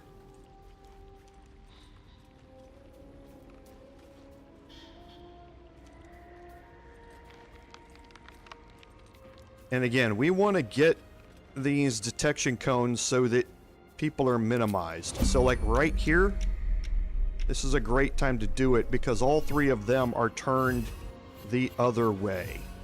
So we're going to maneuver Shovel around the backside here and start the attacks. That's going to get us a surprise round. Don't be shy. Long and low. And now I can move Karlach in here and gain the high ground.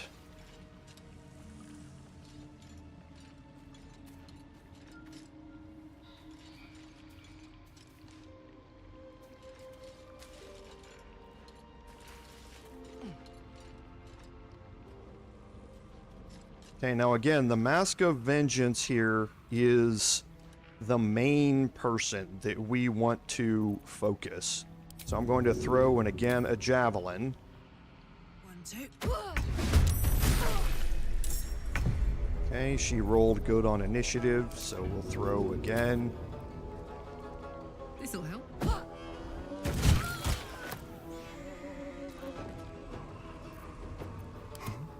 Now for Astarion.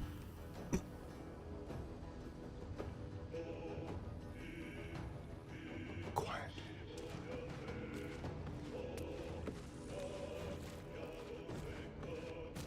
I would like, this might be a little tricky.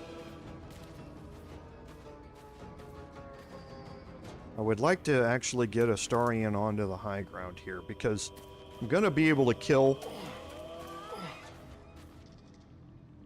these here without much of a problem. But I want to keep him in a position where he's able to go after the Mask of Terror as well. So, is he within range over there? Yes, he is within range of a sneak attack.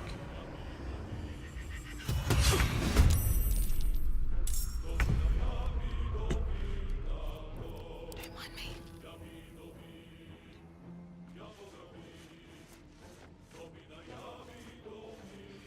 And I'm going to move my bard in to go after the spellcaster. Because the Mask of Regret is definitely in range of Karlach's throw on the next turn. While I'm here, might as well pick up the javelin.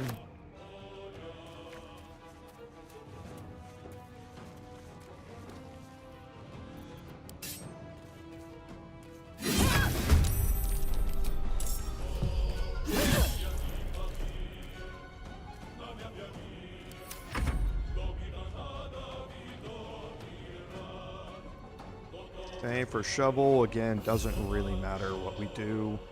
4 hit points. Don't know if that'll be enough on the next turn. We'll see. Now, Gale. How much does he have left? 7?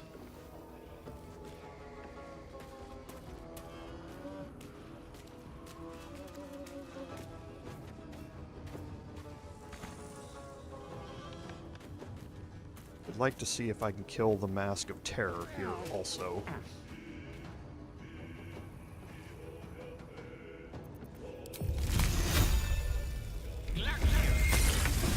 Outstanding. Shall we cut and run? Bye forever, pal.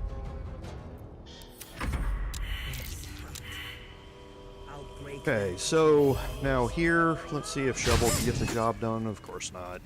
Let's have some carnage. Let's get Karlach to... Now this I didn't think about. This might be a problem with throw. Yep.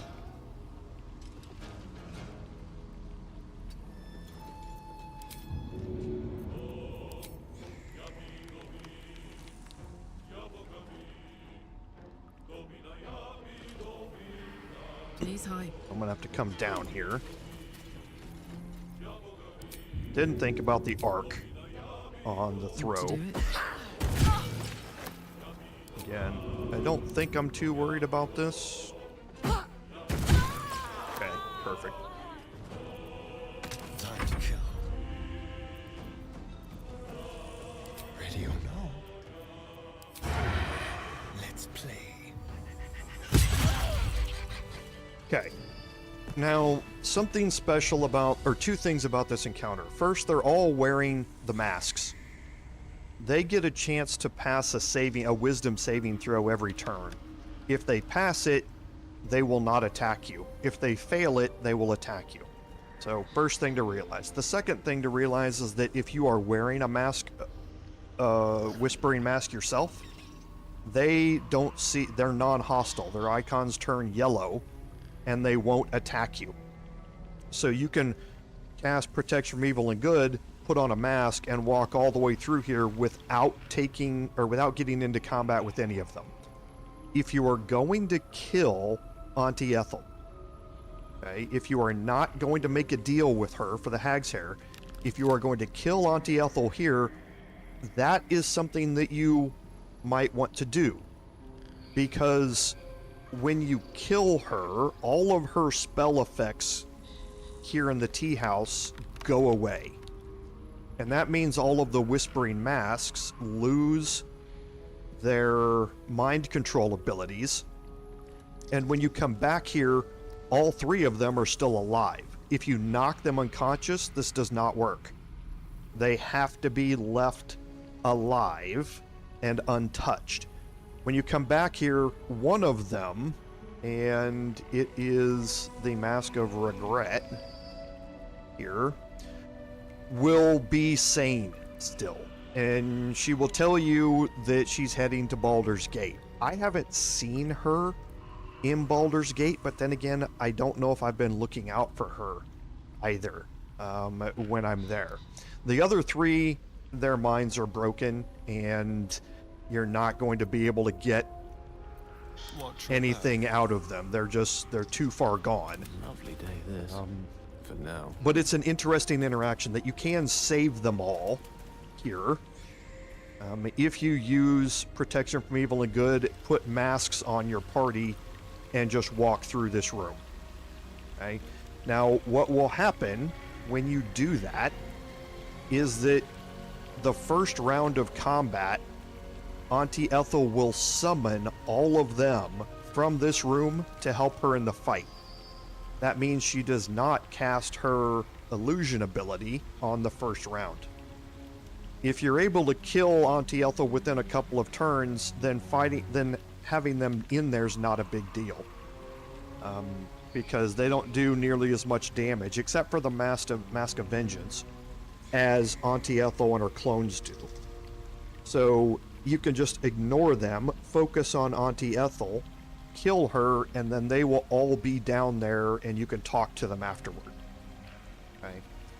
But if you're going to make the deal, then she will summon them.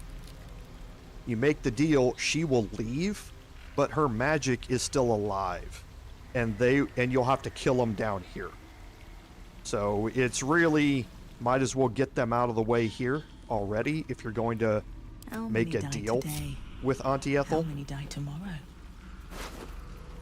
Okay, and like I say, every one of them's going to have a whispering mask. They're also going to be, and I'll show it here in just a second. Let's be on my way.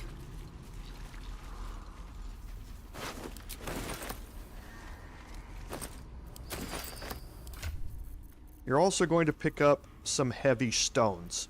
Those can also serve a purpose.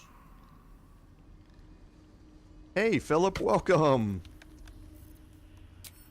Thanks for being here. Yeah, like I had mentioned in chatting, I'm extraordinarily glad to be back, and things seem to be working well. I haven't dropped a, knock on wood, not jinxing myself, I haven't dropped a single frame yet out of the entire stream, so I'm hopeful that we're back. But the heavy stones can also serve a purpose, and we're going to see that here in a second.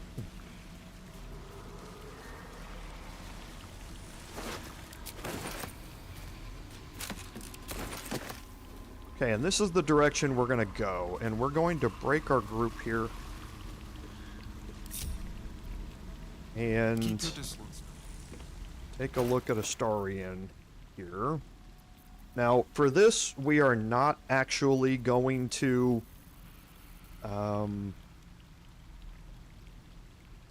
that's a good question. No, we actually are going to do it.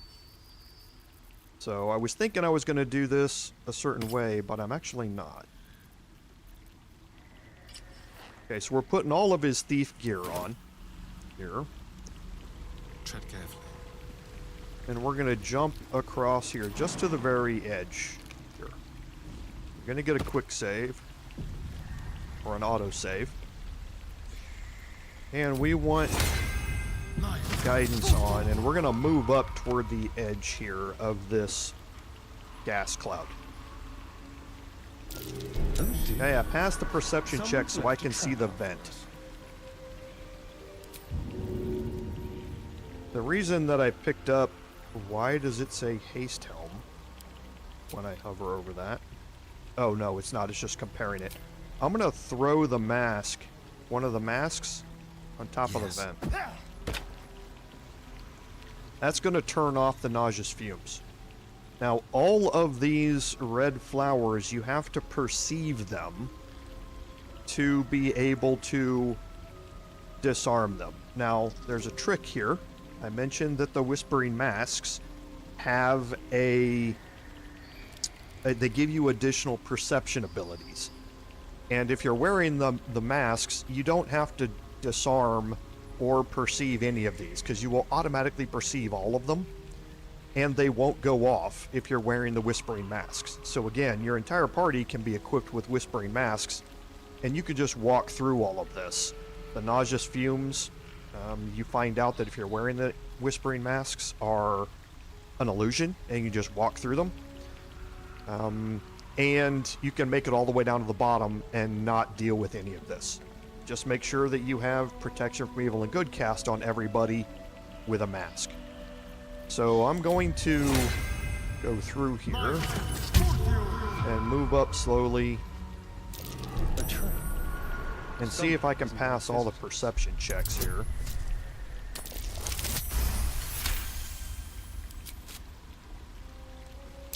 A trap.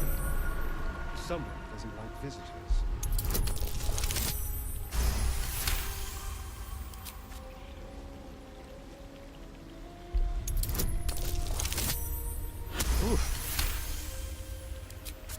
Low rolls. And now down here at this one, I'm going to kind of move off to the right a little bit. Oh dear. Someone's left a trap. Okay, so you're gonna get perception checks down here as well.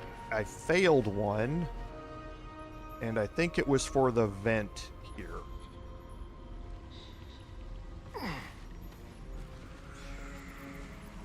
No one stopped me yet.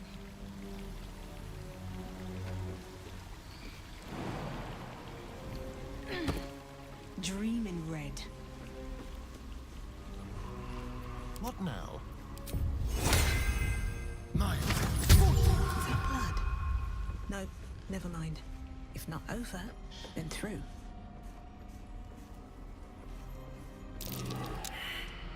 Okay, so I failed that one. These checks are not easy. I rolled a 3. Oh, so that wasn't good. What a day. Let me check if I've moved the Starian all the way down there to that corner or not. This way. Because some of these are tricky to get close enough to make the check. Okay, so there it is. So I hadn't failed it. I think I failed the one down here for the vent.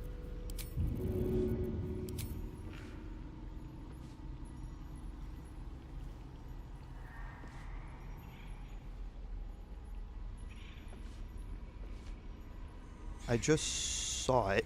I know I passed it.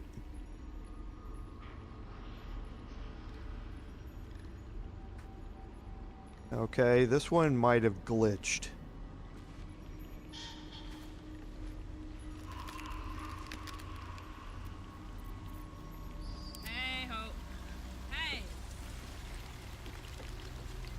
Because if you perceive them with the mask on, you can't disarm them.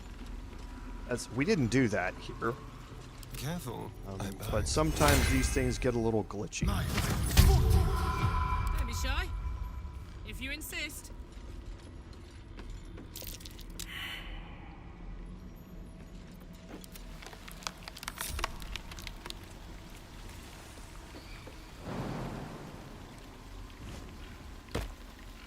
Of course.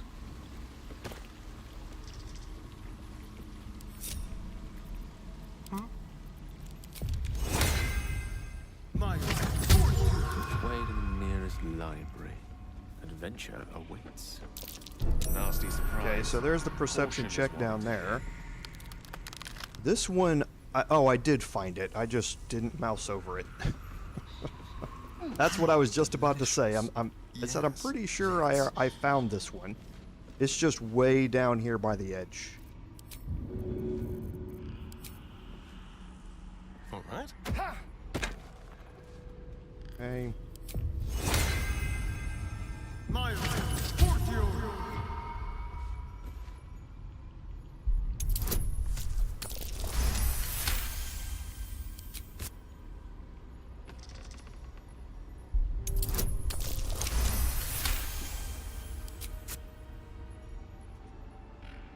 Okay, and now here, the bottom of this, the only way to perceive this is to click on the roots. When you get to the bottom, yeah, when you're halfway down that, you will make a perception check. Can't give up now. Need to find a way forward. Just don't move around when you're down here, or else you will set it off.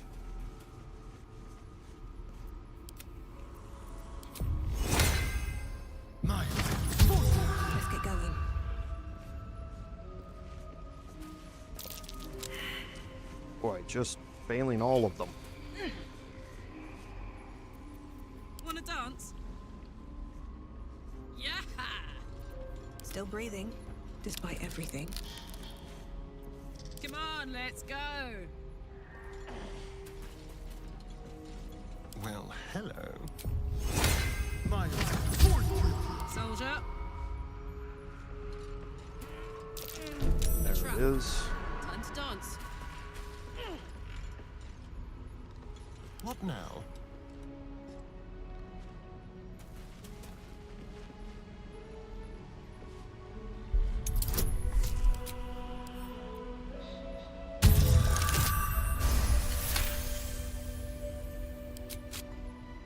Okay, and now I can make my way down here to the bottom. Now we? here, this is actually a little tricky as well, because I think I have to move, yes, over here. Someone's left a So I trap. failed that perception check.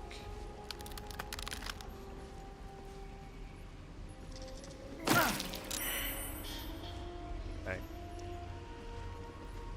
So pathing, again, got me all hemmed up there. Stop walking through it. You're... Yep. Again. I walk down it, and I can walk through it perfectly fine, but then I can't walk back without going through it. It tries to path. It drives me nuts.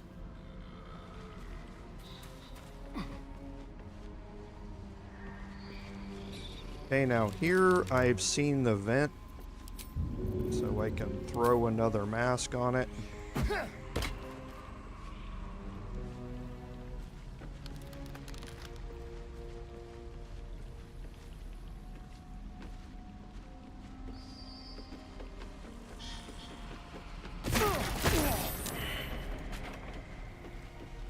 Not worried about those.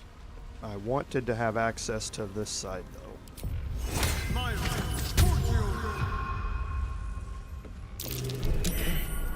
Great. I failed one of the perception checks. No! Jeez. I swear.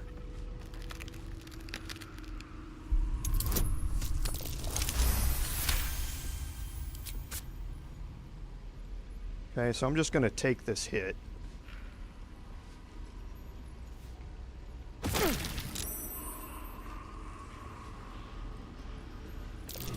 dear. Someone's left a trap out for us.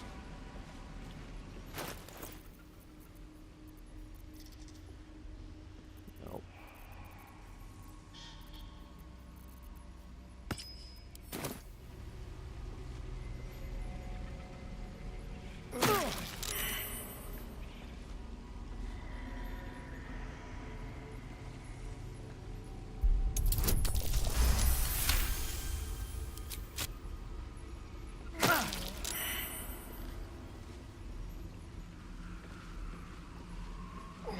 Okay, so I failed finding the vent there. All is ashen meat. How much farther can I go?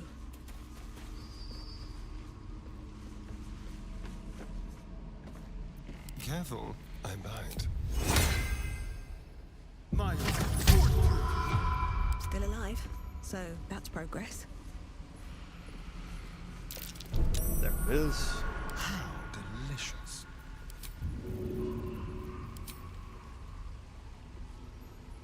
Let's go. Okay. What to do?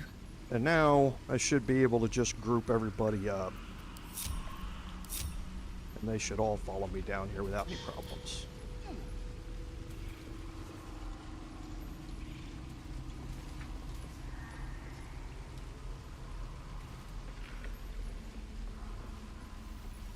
Okay, so let's get Astarion back here. We're going to switch out all of his gear again. And we're going to give him the Susser Dagger.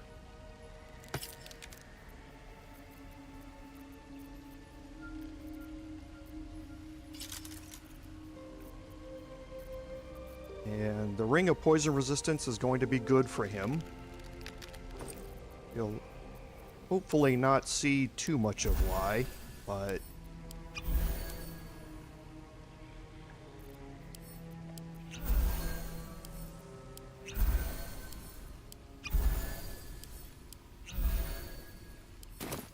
Okay, so let's take one last chance here to make sure that we have everything equipped like we want. And we're going to change...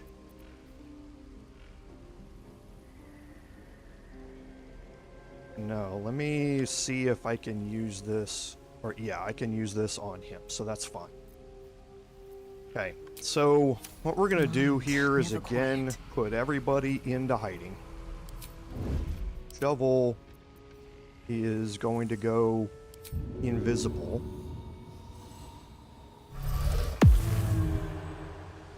Okay.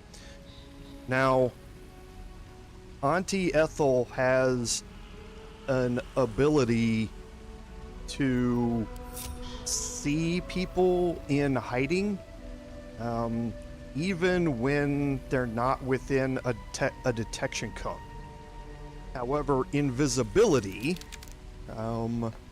is different. And one other thing that I want to check on here...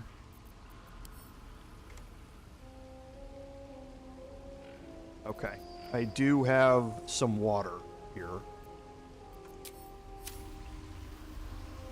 But invisibility, she does not have sea invisibility. Okay, so what I'm going to do, and I forgot, I'm gonna actually hope. No, I won't. Not gonna take a chance. I don't want to mess this up.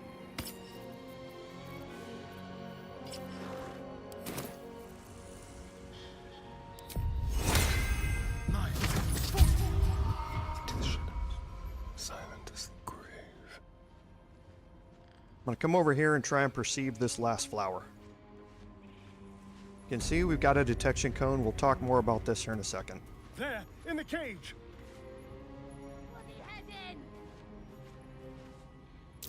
Traps. Okay, we perceived it. So let's disarm it. We're going to turn this torch off while we're here. Okay.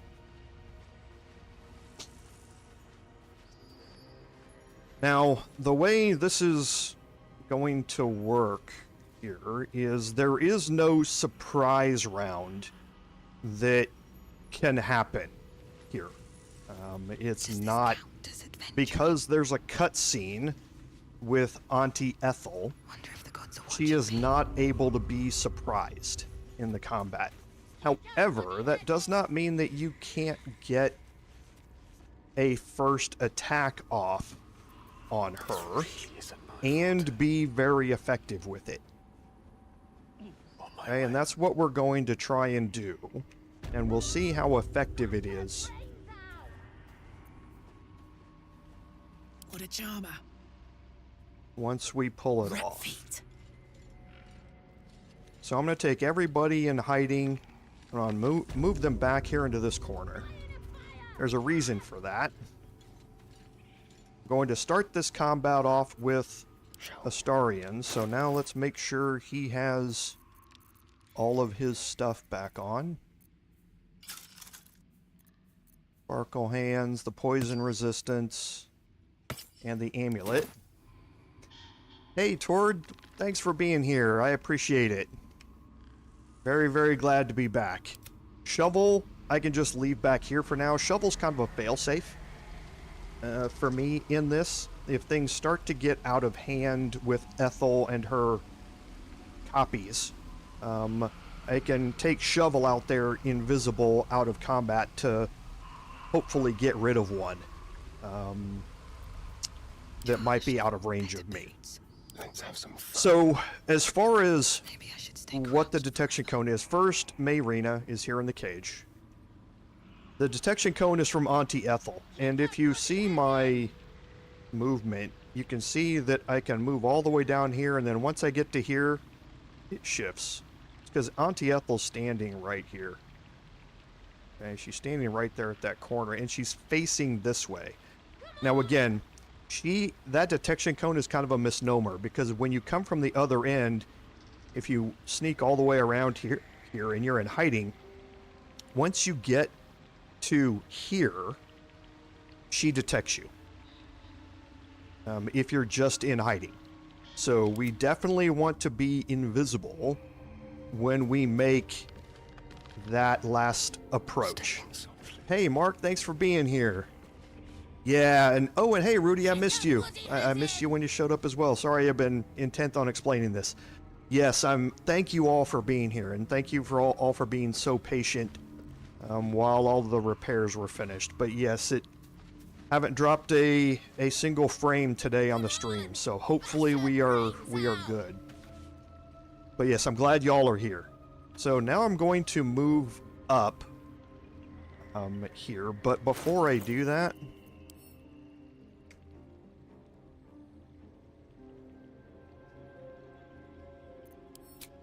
okay, going to take a potion of invisibility.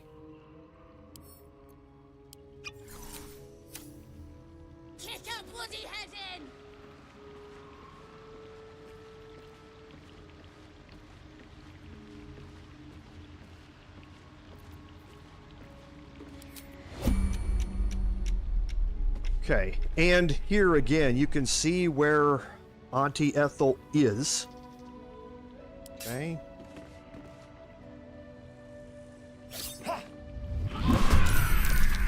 You want the girl so bad. Okay, so I missed my attack. Alright. So things are starting off actually as I expected. Auntie Ethel here. Again, if you ping, I've talked about the ping setup before. If you've rebound your ping key, you know which one she is, even if she's invisible. And this is why I moved my characters back here, is because now they're all close to her. Okay. Astarion, we have some options here on how to approach this. So he's got the Susser dagger, okay, but he's not able to use it right now. So Auntie Ethel, if we look at her, she's got a legendary action, the Weird Magic Surge. So immediately after a spell is cast, she will produce more of her duplicates. Now, the thing about the Susser dagger is it's high risk, high reward. If you make the attack and you hit, and she fails the saving throw, it will silence her, and she's not able to create any of her duplicates.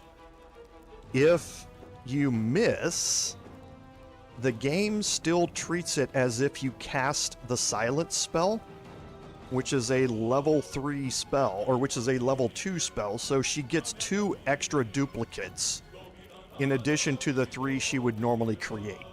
So it's high risk, high reward type of thing when you're doing this. Okay?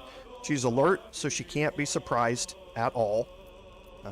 So that's kind of the same things we were talking about. So now her duplicates out here are kind of spaced around, and there are a couple of ways that we can deal with them.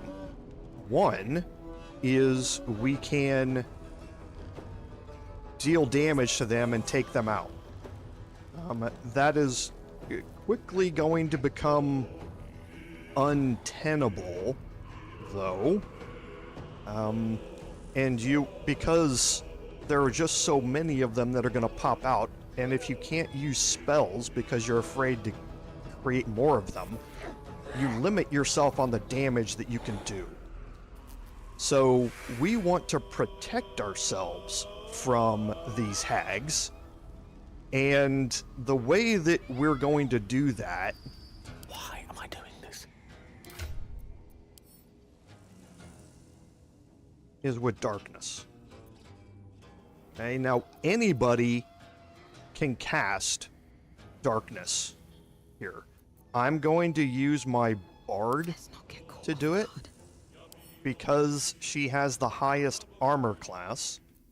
So if one of them does decide to try and move into the darkness and try and hit me, they have the least chance of disrupting this spell. Now, as far as where I'm going to cast it,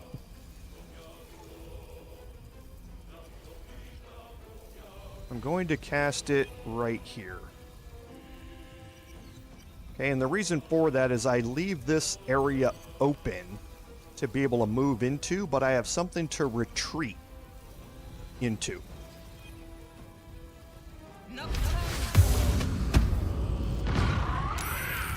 Now again, that's going to cause her to move, and it's going to cause her to create more of her duplicates, which is... Oh. Wait. I did not get into combat.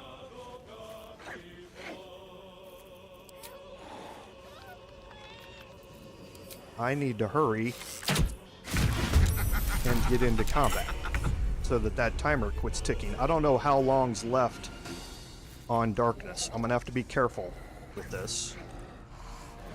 Can you feel death's cold? Okay, and again, Auntie Ethel, you can ping her. This is where she's at, right here. Okay, so with Still on my feet. me, I have an advantage here in that I'm going to try and maneuver myself in a place. Can't slow down. Because I have Slashing Flourish, I can attack 2 targets at the same time.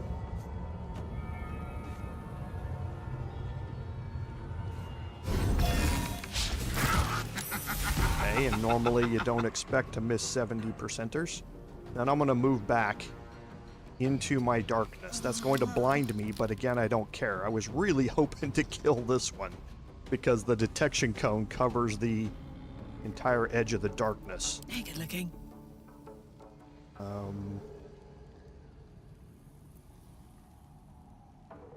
Let's turn someone inside out. I think I'll do this with Astarian instead. I can move all the way up here. Let's move.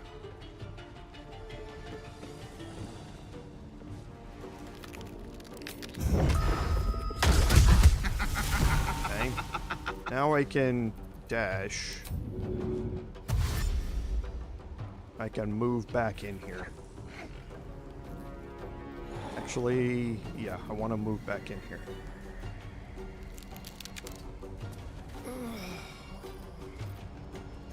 Okay.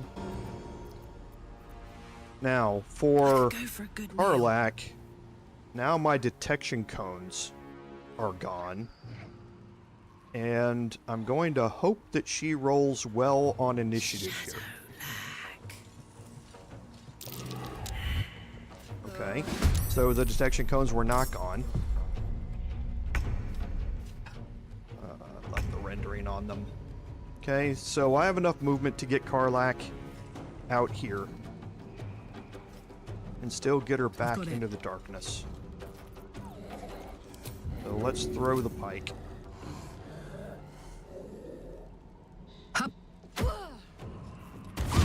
Bloody clever clubs.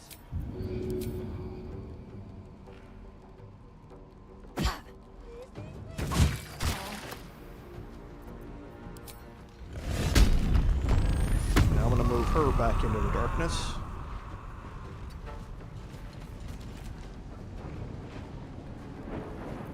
And now Gale.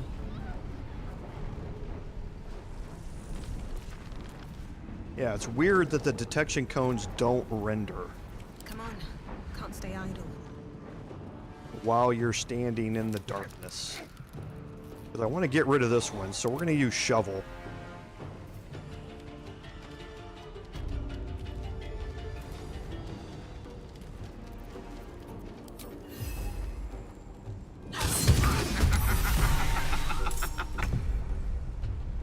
Okay, there they're rendered again. So now Gale... Let's move out this side.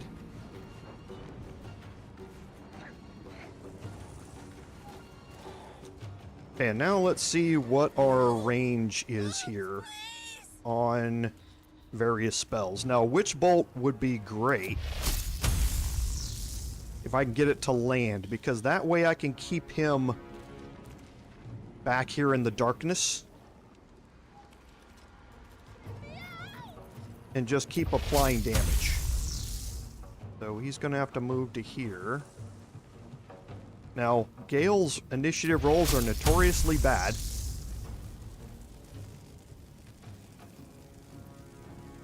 And this is going to cause her to create more... She's going to move and create more duplicates of herself.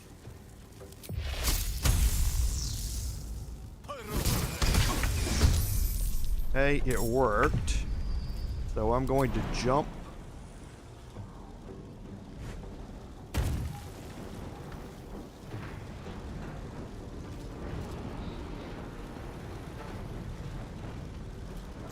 And move Gale back here. Now every turn he can just re-proc Witch Bolt. Every turn. I miss this.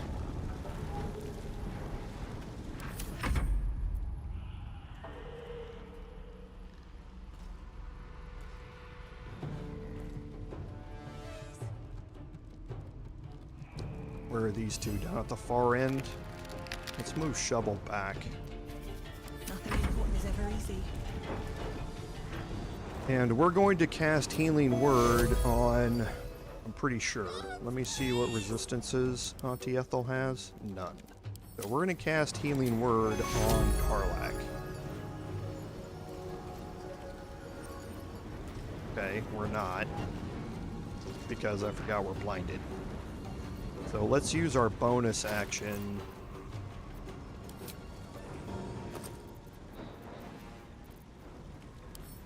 Yeah, we can't.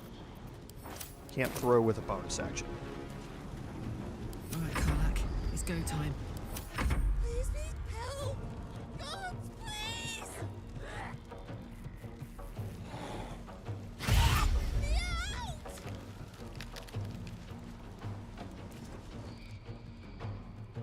Now, there are two things that make the hags dangerous.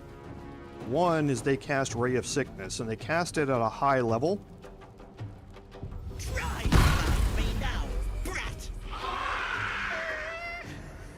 Okay, so they cast it at a high level, and that becomes a problem. That's why we have the Ring of Poison Resistance on Astarion. If he got caught out in the open, he could hopefully try and avoid some of them.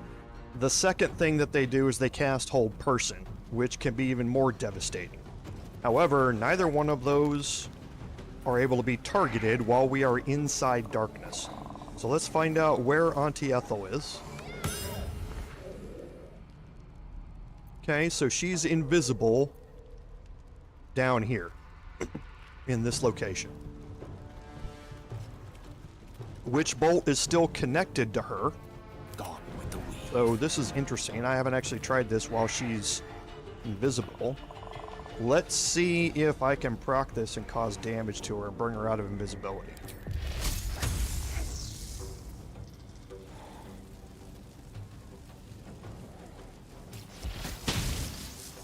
Okay, so yeah, it doesn't... She has to be visible for that thing to work. So, not a big deal. I wanted to test it anyway. I'm not too entirely worried about this fight as a whole, so... Time for a cut. For Astarion, let's take... Since he has the big movement speed. On the way. Move him out here.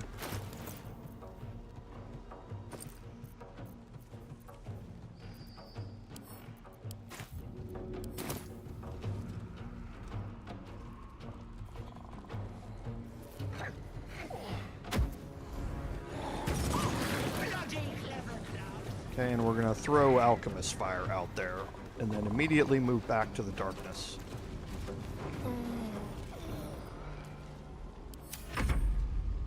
Okay, Shovel can go invisible here.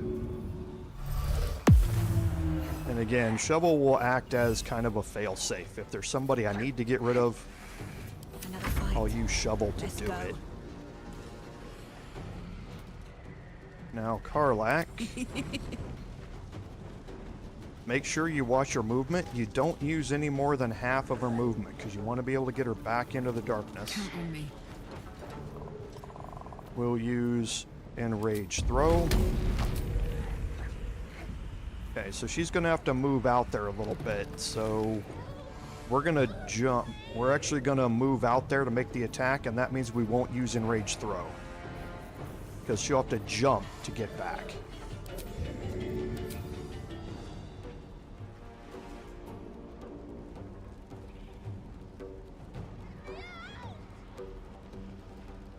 Oof. No, she won't. We'll use her bonus action to take a potion of speed.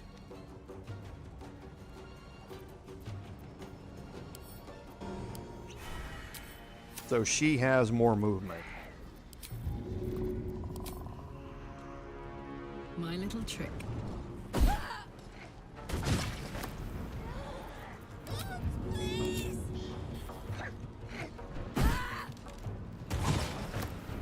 And she gets an extra attack, which is probably going to end it. Oh, ho, ho, ho, ho! I knew I was going to mess up. I knew I was going to mess up. I just knew it. I'd taken 2 weeks off since I tested. And I knew I was going to mess that up. I just knew it. So, y'all know what I messed up, right?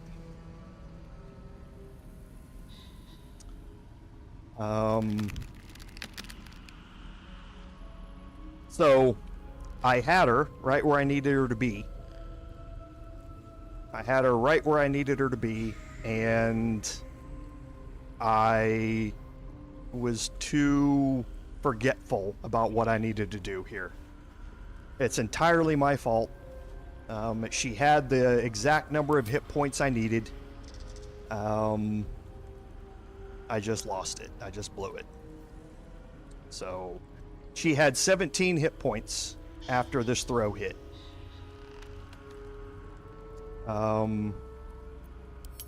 So, just messed it up. So,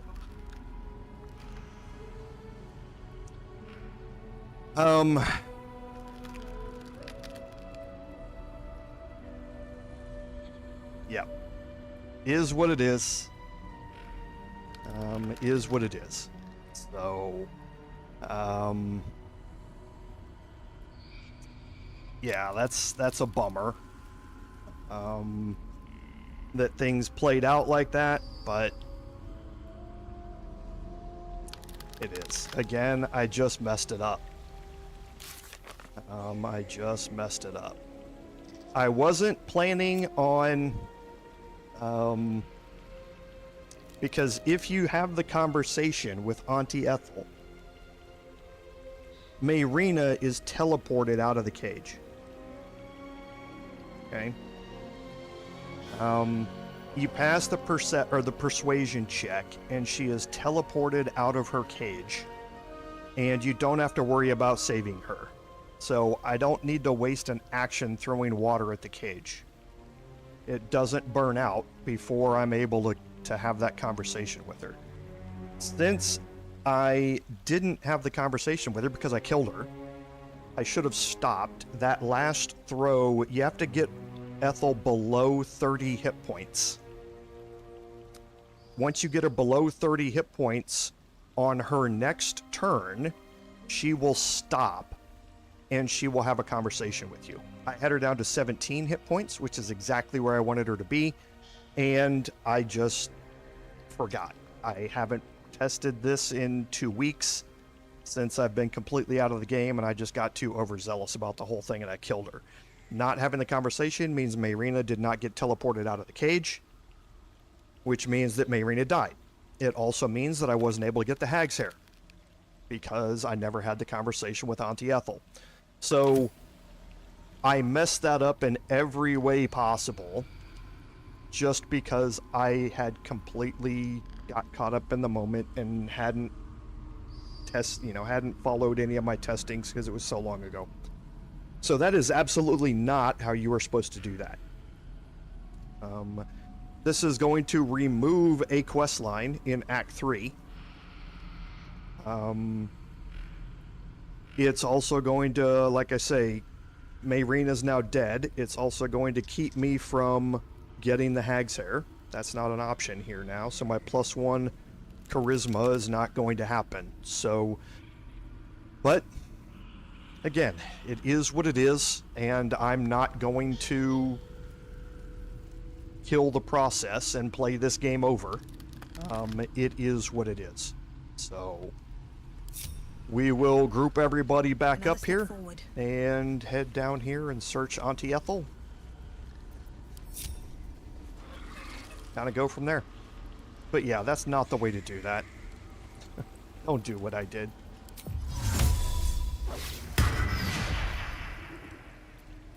Oh, yeah, that was not the right one. It was needed though because I couldn't talk to her shape-shifted anyway. The Hag's body flashes a faint glow. Where is that knuckle-dragging gobshite that killed me?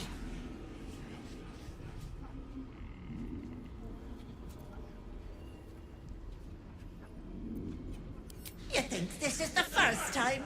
I've found my way back before, and I will again. And then I will make the cretin beg, plead, wait for what will always be denied. The sweet release of death. I didn't want the girl, sweetie. I wanted her pain. I would have gobbled it up and given birth to my very own hag daughter. To my guts she would have come. My blood, my bile. It would have been glorious. I'm a hag, you little snot! You think I didn't plan for this? Death and I are old friends. But I won't be a corpse forever. That I can bloody promise you.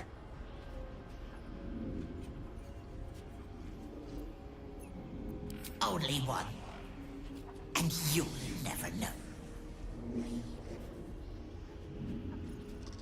Please. It's you lot who come to me. All you do is want to be prettier, to be richer, to be loved. People are their own worst enemies, Petal. I just let them see it. The spell's power wanes. You can ask no more questions. Okay, so now we'll search Auntie Ethel here, and you're going to get the Tarnished Charm. Makes it easier for the wearer to succeed death saving throws. This is obviously not a replacement for the Hag's hair, but you get something out of it. And we can go in here and we can search this room. Now there's another place to search back up here. Another way out to the Underdark from the ancient abode here. We're not going to deal with that though. There's no need to go look at it. What have we? And we're gonna pick up everything in here. There's some camp supplies. There are some potions here. Couple of letters that you can read. You learn that somebody was sending Mayrina her way, or Ethel was asking someone else to keep an eye out for mothers with children, and then a letter back saying, I'm sending somebody your way.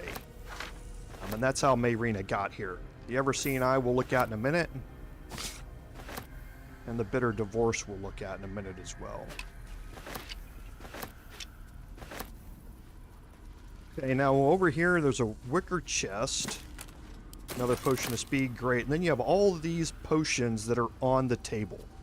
Now there are only 2 of these that are not negative. And one is Heart of Stone, which gives you bark skin, I believe. It ups your armor class. And the other one is either Insanity's Kiss or Lover's Avarice, one of the 2, which even if you're not a vampire, gives you the ability to bite. Now, it doesn't give you hit points back, and it doesn't make you happy and the target bloodless, but it allows you to deal 2d4 damage with your bonus attack until your next long rest. For the most part, none of these are any good. You just pick them up and keep them for selling later on.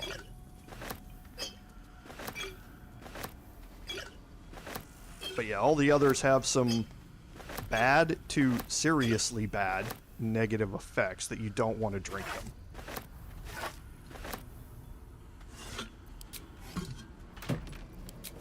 And then here you have the Staff of Crones. Okay, back here in the back you have a mushroom circle, and we're going to look at those all here in a second. Okay. Don't linger. And you exit into this back area. And up here, you have a coffin. Now, you can enter into this area before you've completed the encounter with Auntie Ethel, and the coffin will be covered with a blue magical barrier.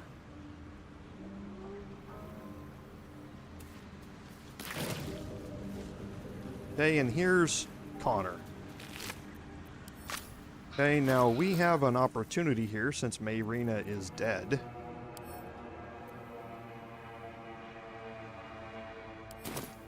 Nothing hurts anymore.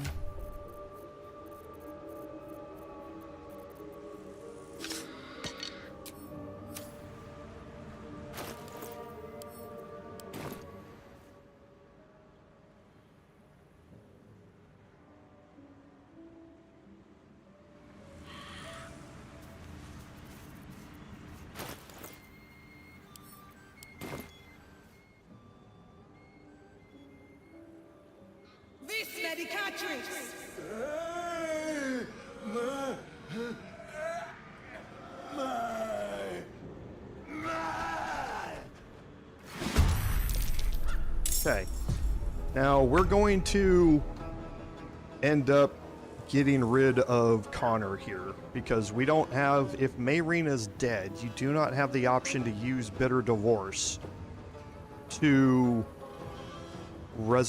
bring to keep the wand and resurrect Connor. Okay. That's not an option if Mayrina is dead. One day I'll catch a break. Now here, we're just going to open up the rest of the map down here. There's nothing down here. Okay. And now we have finished out the Teahouse. So we are going to go to Joaquin's Rest. Something's burning. Okay, and here we're going to head to camp and we're going to do a couple of respecs.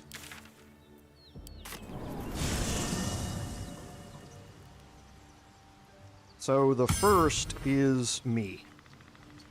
So let's take a Starian over here. Step lightly.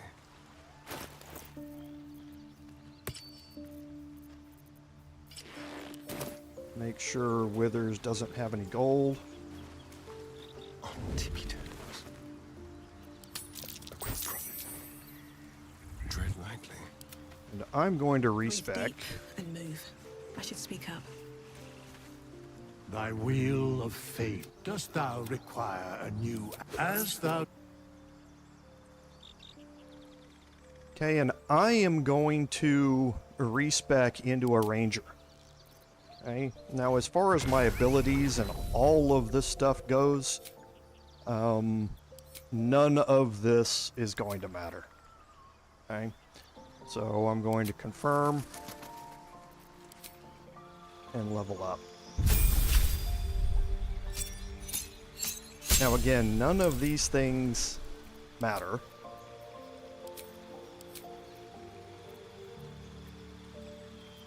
I will actually take Longstrider though.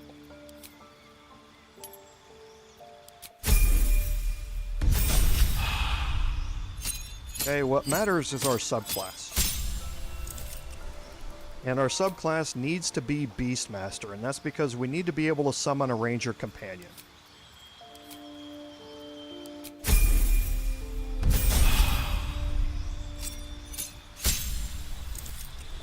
Okay, again, for our feet, none of this matters.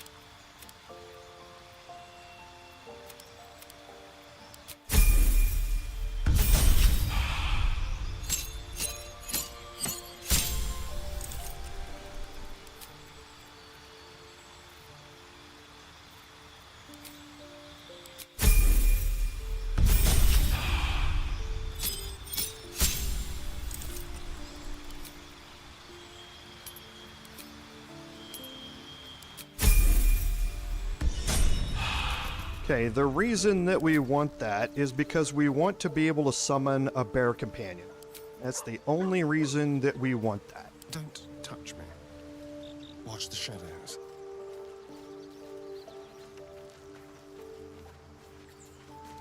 Now we'll go back to Withers. Pickpocket. Over here. And we're going to bring Gale here. My pleasure.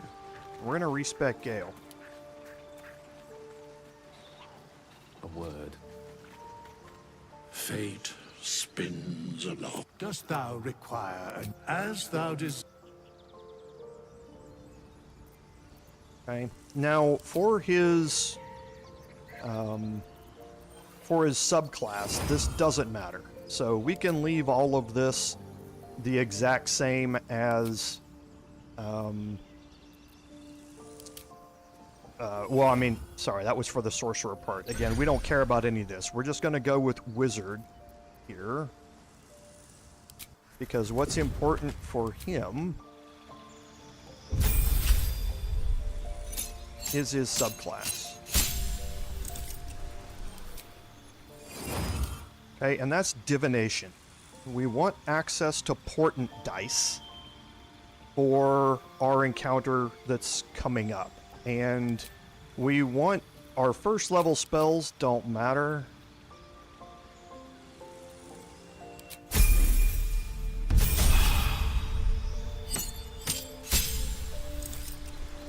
Okay, our second level spells we want invisibility. The rest of it doesn't matter.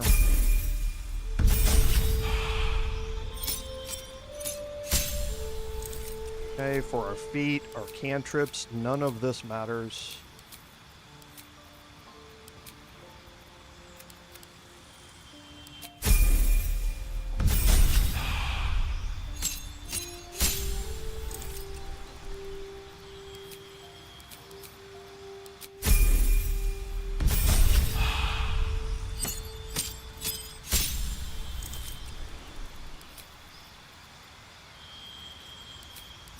I am going to take haste. Okay, and now we need to see what our portent die rolls are.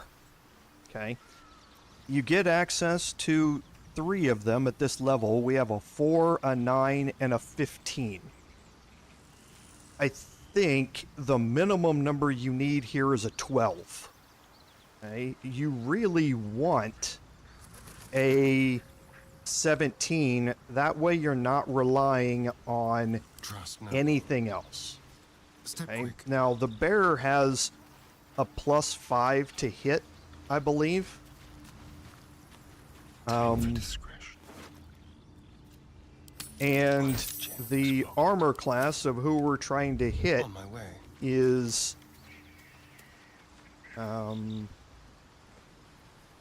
17. So we need to be able to hit it. So to do that, I want to make sure that I have a portent die that's 17. Now again, I think I can do this with 15. I think I can do it with a 12. But I want to make sure I've got 17. Now to do that, all you have to do is take a long rest or respec. Okay, if you respec, it resets your portent die. So I'm just going to respec, go into divination again, and go through and do this until I get a 17 for one of my portent dice.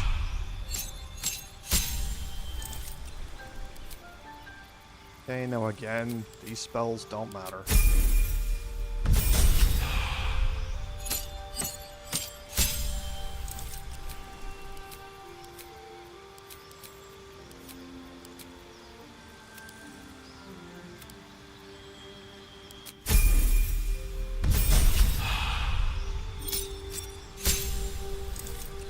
Okay, here I'm going to take haste.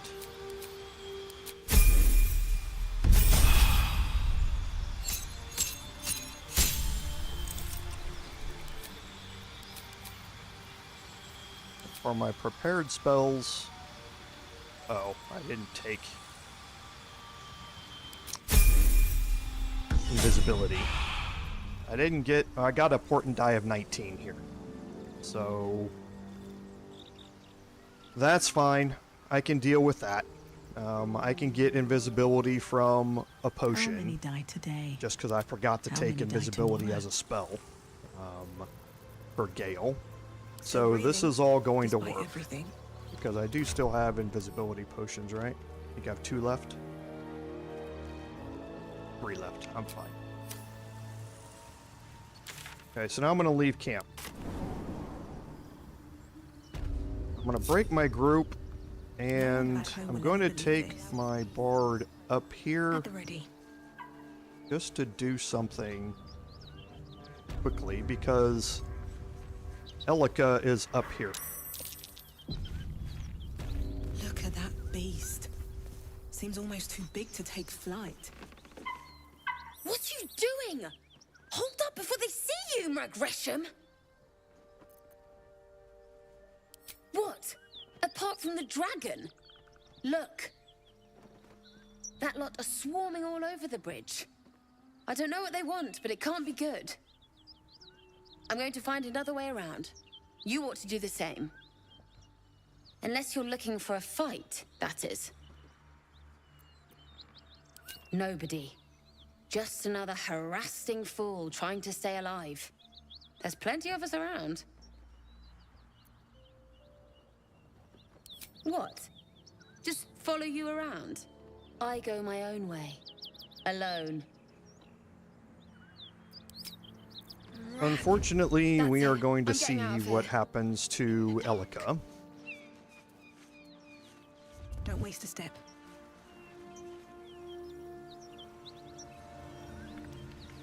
Okay, so now for this, I'm going to take my ranger and I'm going to summon my bear companion. Okay, I'm going to unlink them. My bear companion has an ability called Honeyed Paws. Lash out with paws, stick you from honey, and disarm your target. Okay, now this needs an attack roll. You can see at the bottom to hit. However, the disarm, there's no saving throw for it. If you hit, it is going to disarm the enemy. Period. End of story. Okay. So we're going to take Gale with ease. and my bear down here. Now you're going to get a cutscene as you get closer here.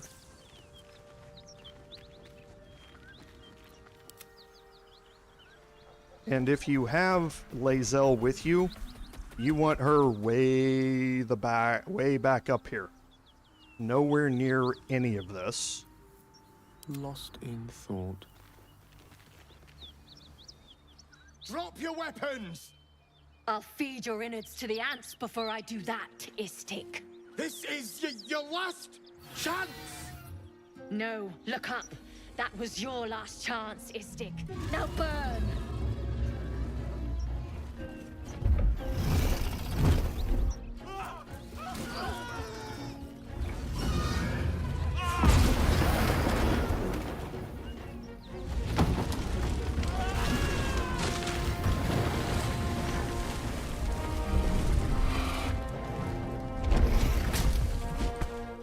Stop wasting time, Beretta. You're not here to play with the locals. Of course, Kithrak. We merely sought to... No excuses. Question, kill, then move on. Find the weapon. Our queen watches us. Fail her at your peril. Can we kill them? Please. Pretty please. Patience, Astarion. Patience.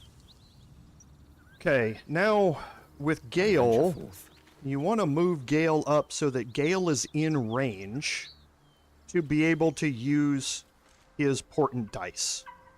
Okay? And to do that, you can move him into range and still not be within the cutscene triggering portion of this. And the important thing is this line right here. Okay, what you can do is cast one of your cantrips. That is about how far it needs to be.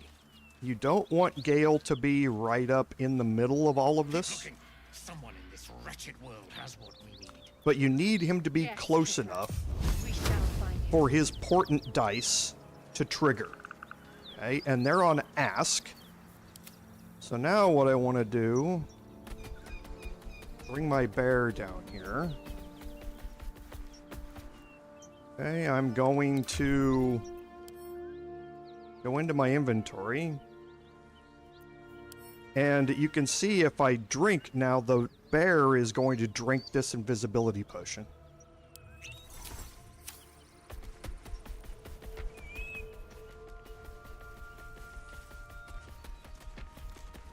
And now I'm just going to use Honey Paws on Kithrak Boss. Okay. Now I'm going to get a surprise round here, and look what he dropped on the ground. Okay. Now you have two options here. You can either continue to fight this out right now. You've got a surprise round, so you get a free set of attacks against them here. However, it's normally better if you just let this go, because Gale is here. Gale is going to get destroyed by all of them. So I'm going to move Gale. I'm going to dash him out of the way here. Outflank, outsmart. Okay, and can he flee? Yes, he can. So that puts him back at camp.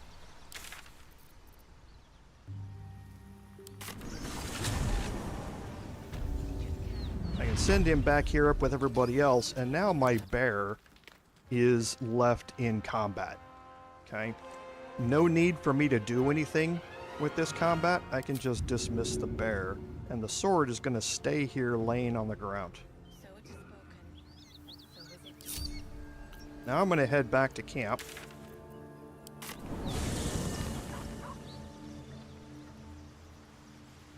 Watch your back. Go. And I'm going to put my I'm respecking back into where I was.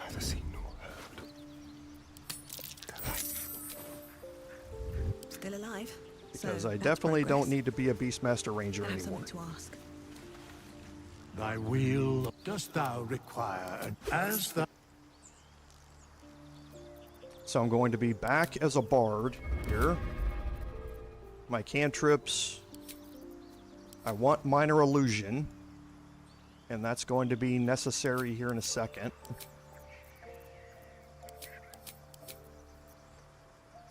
For my spells. Starting instrument doesn't matter.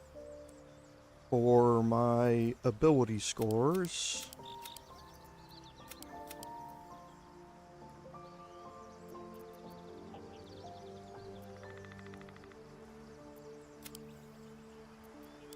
And my proficiencies are the same.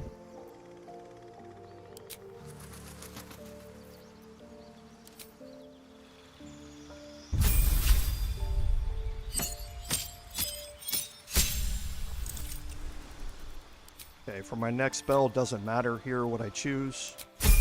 My next major choice is at level 3.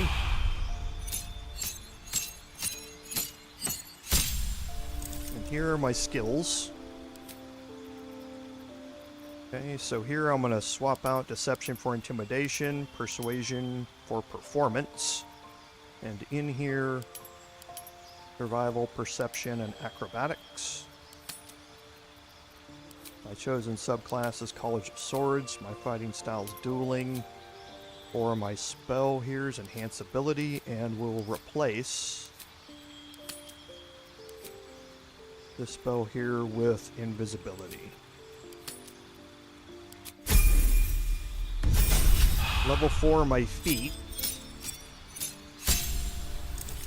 Okay, I would be taking ability improvement here to get my charisma up to 20 because I would have the hag's hair. But since I'm not doing that, I'm going to take actor, get me up to 18, and get my other 2 skills with expertise.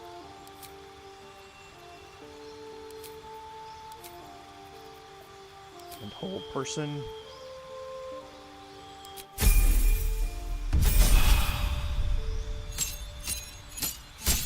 Five is an important level for bards because you get your inspirations back on long or short rests.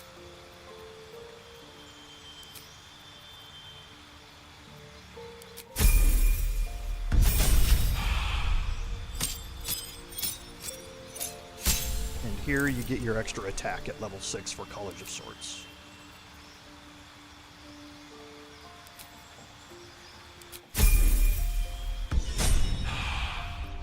Okay, now Astarian's going to pickpocket that gold back.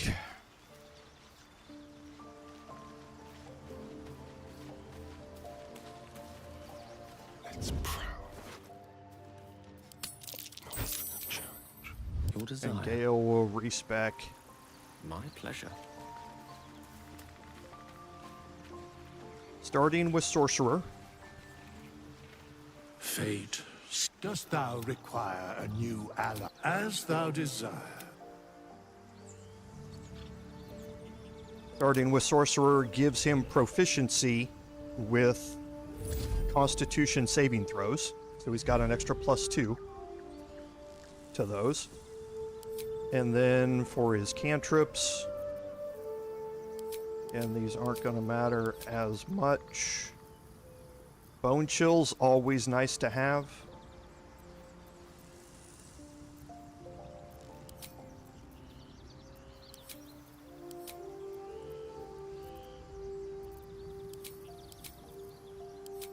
Okay, I pick Storm Sorcery. That gets me Tempestuous Magic. And then here...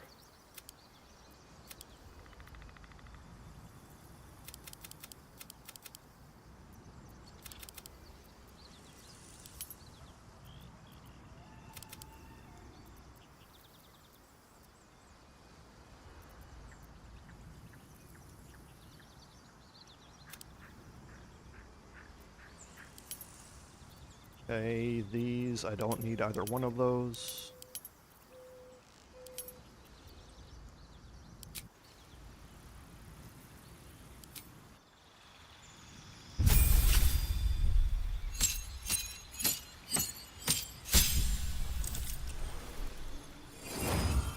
Okay, now here I'm going to start off with dipping into Wizard.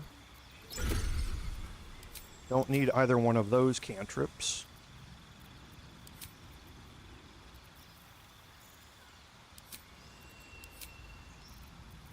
Don't need Witch Bolt either, because I already have it.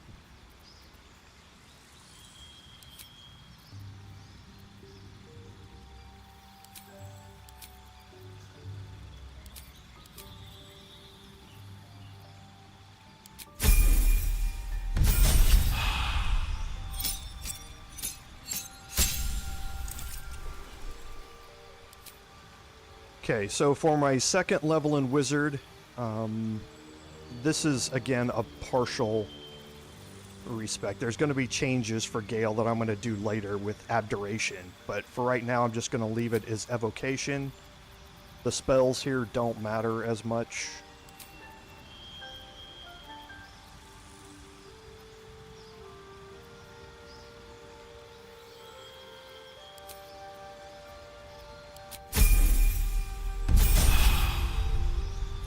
Because at level 4, I'm going to go back to Sorcerer. Pick up my first 2 meta magic. So...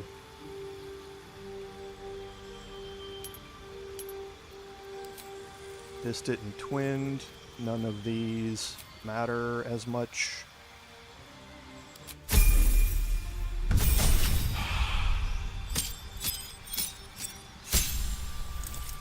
Level 3, I gained my next meta magic, which is Quickened.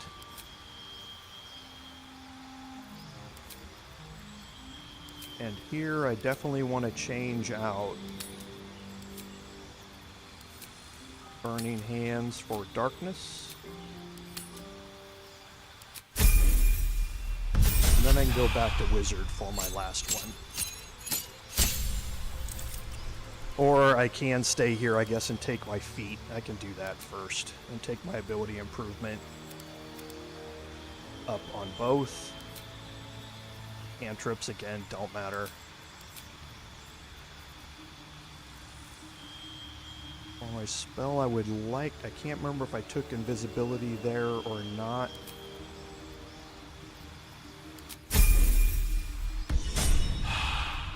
Okay. So now, let's look at Gale's spells real quick. Make sure what he has prepared. Oops. Sleep isn't going to be of any use anymore. Okay. No time to rest? We'll leave camp and we'll get buffed up here. So, Long Strider. Make sure everybody's got it.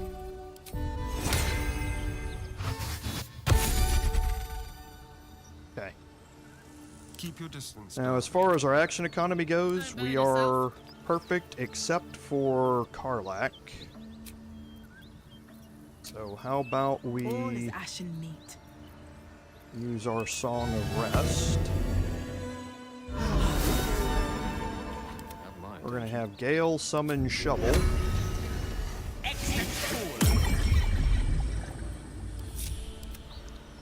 Shovel's going to go invisibility. Unseen and unsightly.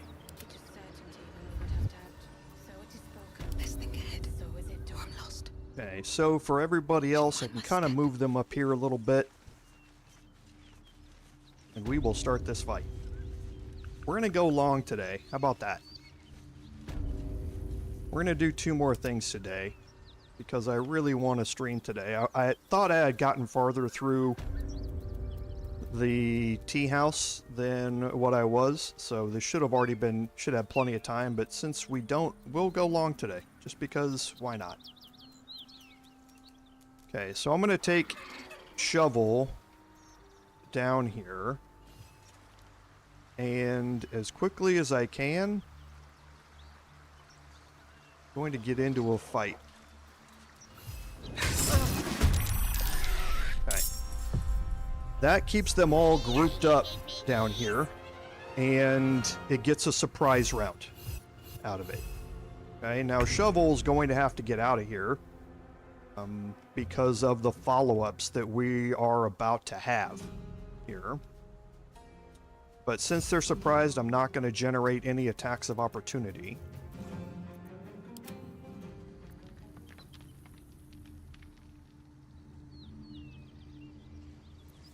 Better make my next move. What's the story? Halfling essence.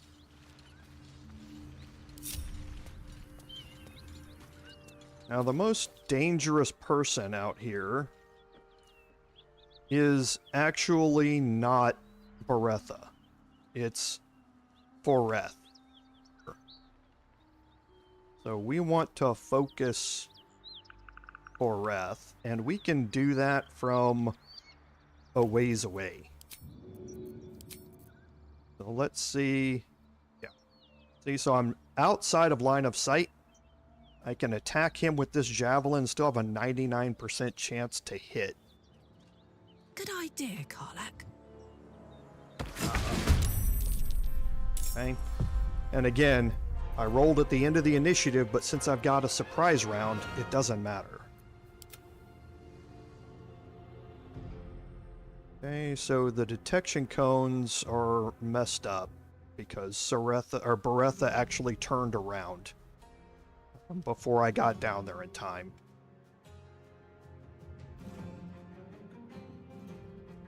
They won't see me coming.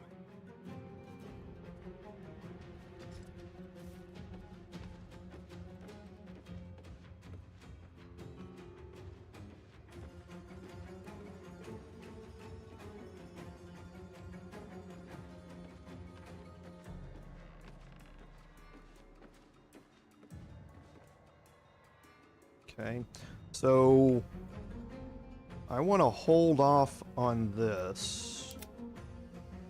I want to see if I can actually kill him with Astarion. On my way.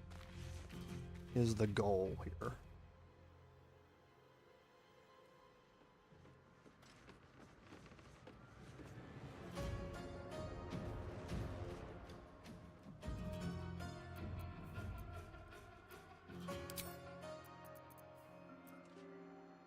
Let me look at resistances again real quick. I don't think there are a whole lot. Yeah, if any. Okay. So for my glyph of wording here, I'm going to drop sleep down here and see how many I can get. I might not get any. I can't do it from all the way up there, though. It's going to be dangerous.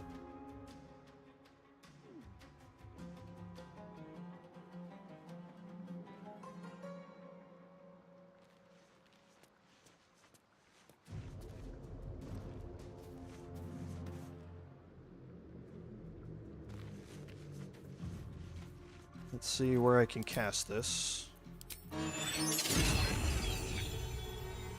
I can't cast it without moving out there, no matter where I go. Okay, so we won't. Was really hoping, and this was another mistake on my part. If you get down there quick enough, you can get Beretha still facing down this way, and you have an open line on your detection cones right between these two where they're looking. He's looking more this way, so his detection cone kind of goes up to here. She's looking this way, so you have an open line that you can get down here through here. I just was too busy explaining it and not actually moving.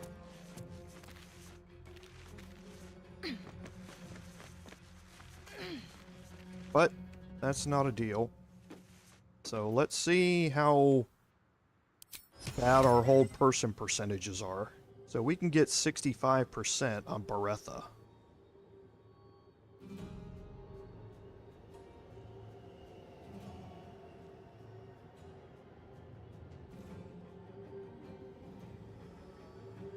Which is actually nice. What's the order?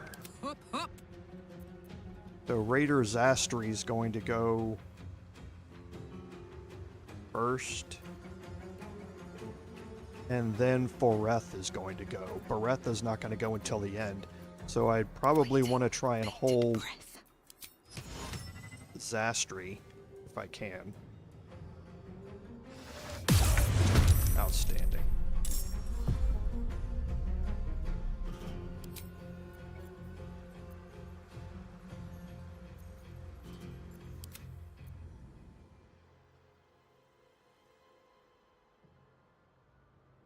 Yes. Let's see if we can get Scorching Rays here on Foreth.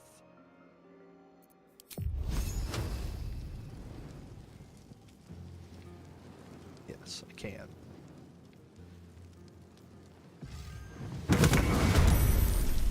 Okay, so what does Foreth have left? 12 hit points? That's not a problem at all. Hello, you.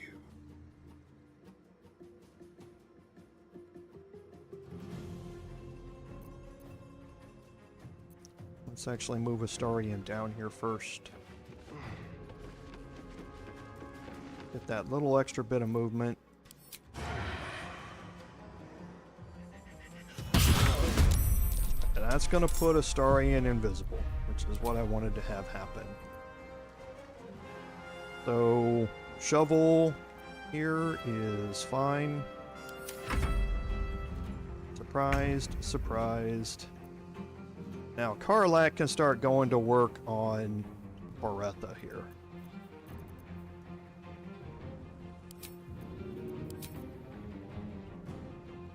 Before I do that, though...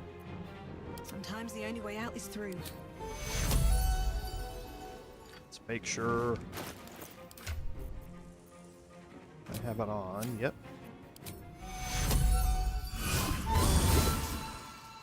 It's going to give Karlak the dipped in poison for her returning pike.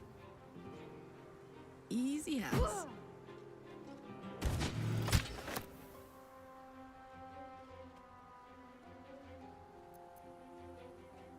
Shall we dance? Okay, so for Astarion here,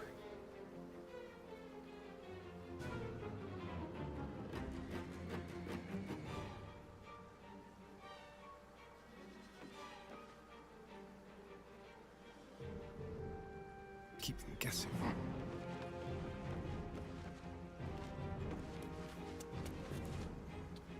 let's see what we have here. 43. Oh, and I forgot to remove the Susser dagger from him. I think I'd prefer. Well, no, because she's gonna move.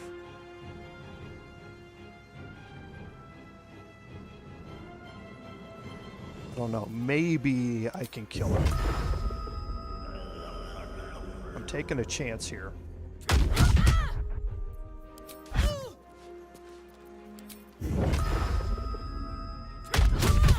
Okay, so that put him back into invisibility.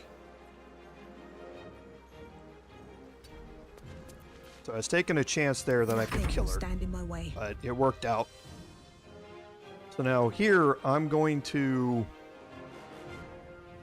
Actually, I probably want to just move back away from the edge. And get ready to take an incoming attack from Raider Chost. Victory is assured. Because Gale's going to move back here as well. Knight to King 5.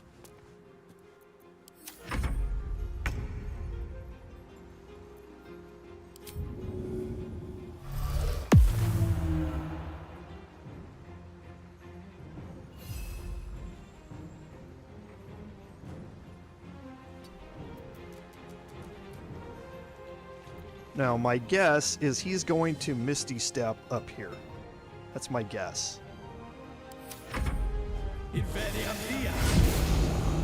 Okay. He can see me from there. That's fine.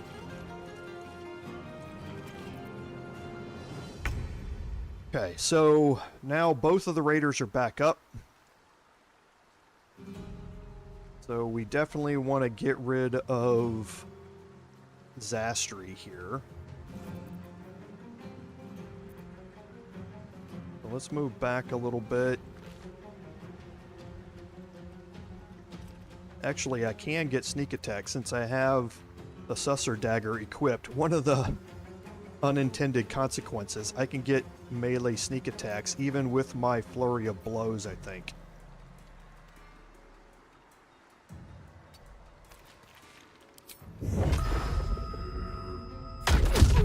Yep. Thought I noticed that last time.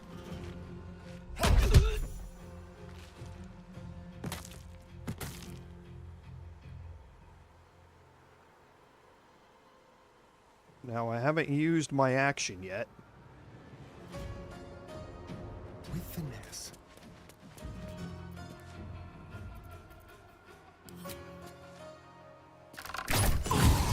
And he threw a crit. Nice. Might as well get up next to him and threaten him. Survival is all that matters. Need to find a way forward.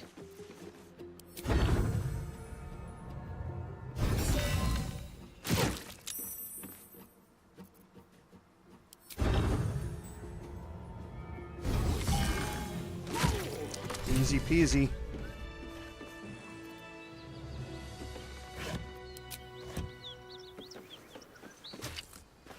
More for me?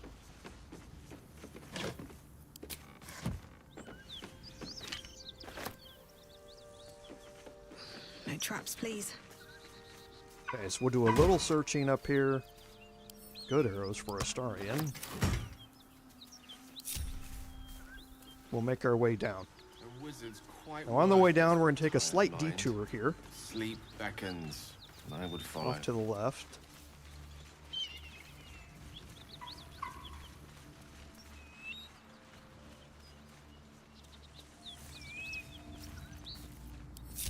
Well, hello. Moving.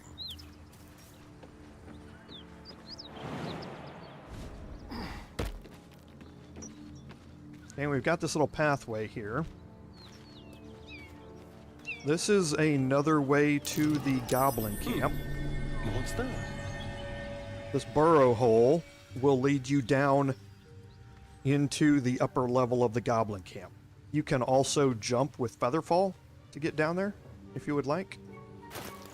But either way, this is just another way to get into the goblin camp. And I didn't even have all of my gear on.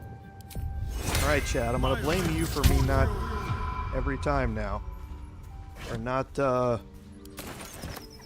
redoing Astarion's gear.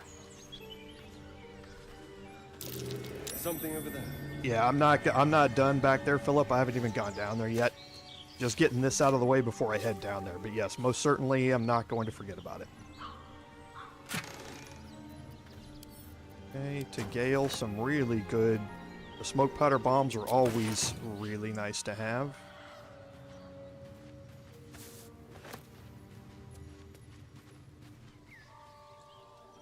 Okay.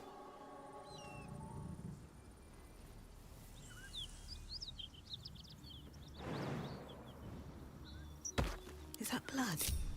No, never mind. Alright, so let's head down here. So, let's see, where are we with Astarion and his carry weight? So let's go with Karlach down here.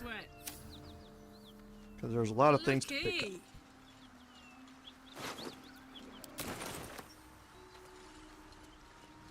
Okay, Beretha, another potion of invisibility. So that's why I wasn't worried about using this on the bear.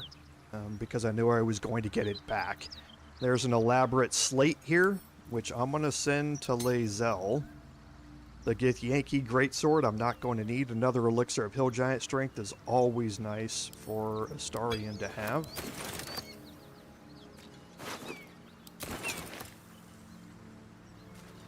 Pick up the Javelin she threw.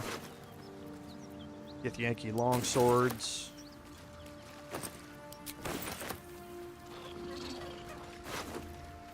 Githyanki Crossbows.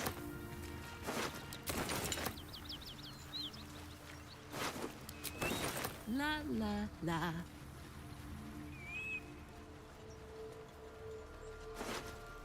Okay, some more really good arrows for Astarion.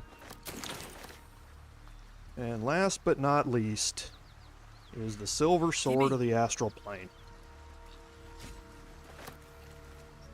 Okay, now I'm going to send that directly off to Lae'zel. Well, we'll look at it now. So, Gith-born psionic weapon. When wielded by a Githyanki, the weapon deals an additional 1d6 psychic damage. Again, I've told you before how rare 1d6 damage riders are. So having it here on this sword is really, really nice. Okay? You have to be a Githyanki, but you don't really have to be a Githyanki. You can also be shapeshifted into a Githyanki. So I can use this on anybody as long as I shapeshift them into a Githyanki to do it. So when you're holding this weapon, you have advantage on intelligence, wisdom, and charisma saving throws, which is great.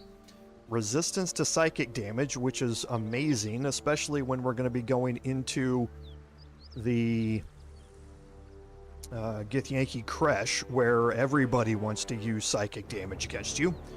And you can't be charmed, which again is a massive bonus. On top of all that, it's a +3 weapon, so +3 to hit and +3 to damage. The last thing about it is it has a weapon action, and that's Soul Breaker. You can rend the enemy's body and soul and possibly stun them. This is the same Soul Breaker action that's on the Greatsword that you get inside the Creche from your fight in there. We just get it now on a much better weapon. The stun is pretty hard to avoid. The DC on it, I think, is a 15. So it lands quite often. And when it does, they're done. So I'm going to send this off again to Lae'zel. Lae'zel's going to be coming along with me on not as bad as it could have. This trip here. So let me look through and make sure my notes here. Okay, looks like everything that I need to do here is done. What path lies before me? So we are going to head over here to the mountain pass, and we're going to immediately be dropped into our camp. Okay, and this is going to be the last thing that we do today. Okay, gonna make sure that there's no loose ends. This is actually it's not a point of no return, but it is a point that auto-completes a bunch of quests if you haven't already completed them. So make sure you completely explored the Underdark and the Overworld here before you go through this portal here.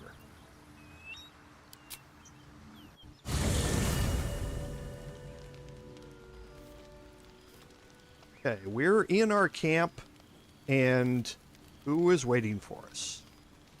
Raphael with all 865 of his hit points. Okay, now we're going to up the cheese here to 7-layer cheesy burrito style cheese here with what we're going to do with this. Okay.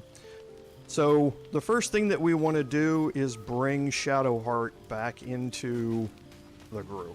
And we don't want to walk anywhere near Raphael I have a lot on my when mind. we're maneuvering around the camp here. Seems the Gith... In fact, none of us can. That thing is shielding us somehow. I don't want to know what happens if we lose it.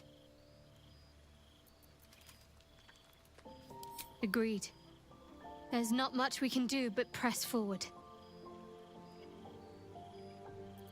Okay, so I'm going to have her in the Dance party. card is full. And Lose I'm a going to send partner and Karlach. There'll be room for me. Wonderful. I was beginning to feel... Now, the reason that we want Shadowheart in the party, and you want to make sure that you check her spell book for what she has prepared, because we want to prepare silence. Now, the next thing that we want to do is we need to find a way to deal damage to Raphael. Silence For those of you who are not aware, Silence has a turn limit of 100 turns. Now, 100 turns normally is not a big deal. That's a huge amount of time in game actions. However, it's not a long amount of time when it comes to trying to get rid of 865 hit points. Okay?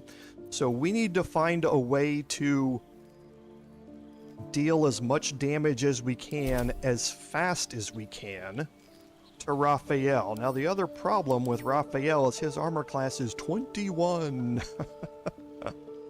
Okay? So he's incredibly hard to hit.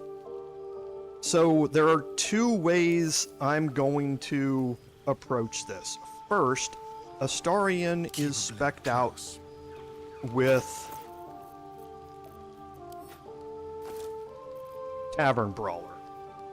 So he's going to be getting a bonus to his unarmed attacks. Okay? So that +5 from Tavern Brawler is going to help offset that big armor class. However, I don't want to be 100% reliant on that, because I honestly haven't played it that way before. So we picked up something a long time ago called the Watcher's Guide.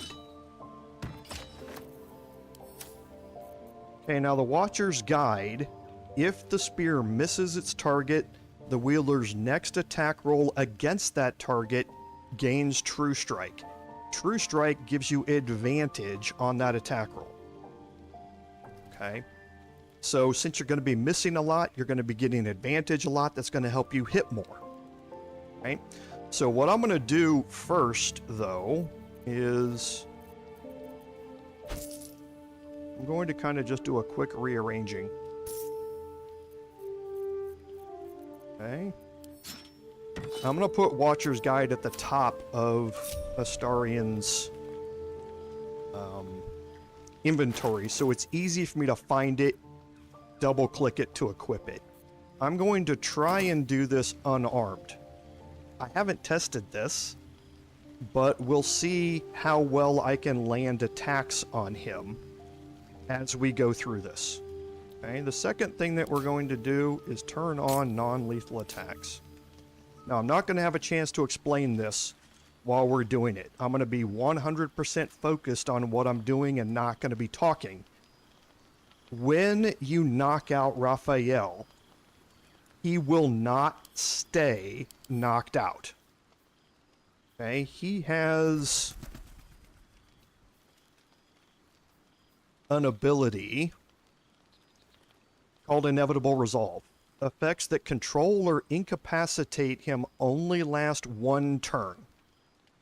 So that means as soon as he goes down, you need to immediately click on him and take everything from his inventory before he gets back up. Because if he gets back up, you got to start all over again. Alright? The other thing is to make sure that silence doesn't run out. Because if it does, you're going to start a conversation with him just by being in proximity to him. Right? So here's how this cheese is going to play out, and we'll see if we can get it to work. So I'm going to take Shadowheart. I'm going to move up here with Silence. And then I'm going to immediately switch to Astarion and move in with Astarion and start attacking Raphael. I'm going to see how well his unarmed attacks land. If they don't land, I'm going to switch to Watcher's Guide and start attacking that way. But then I'm just going to keep going until I knock him out.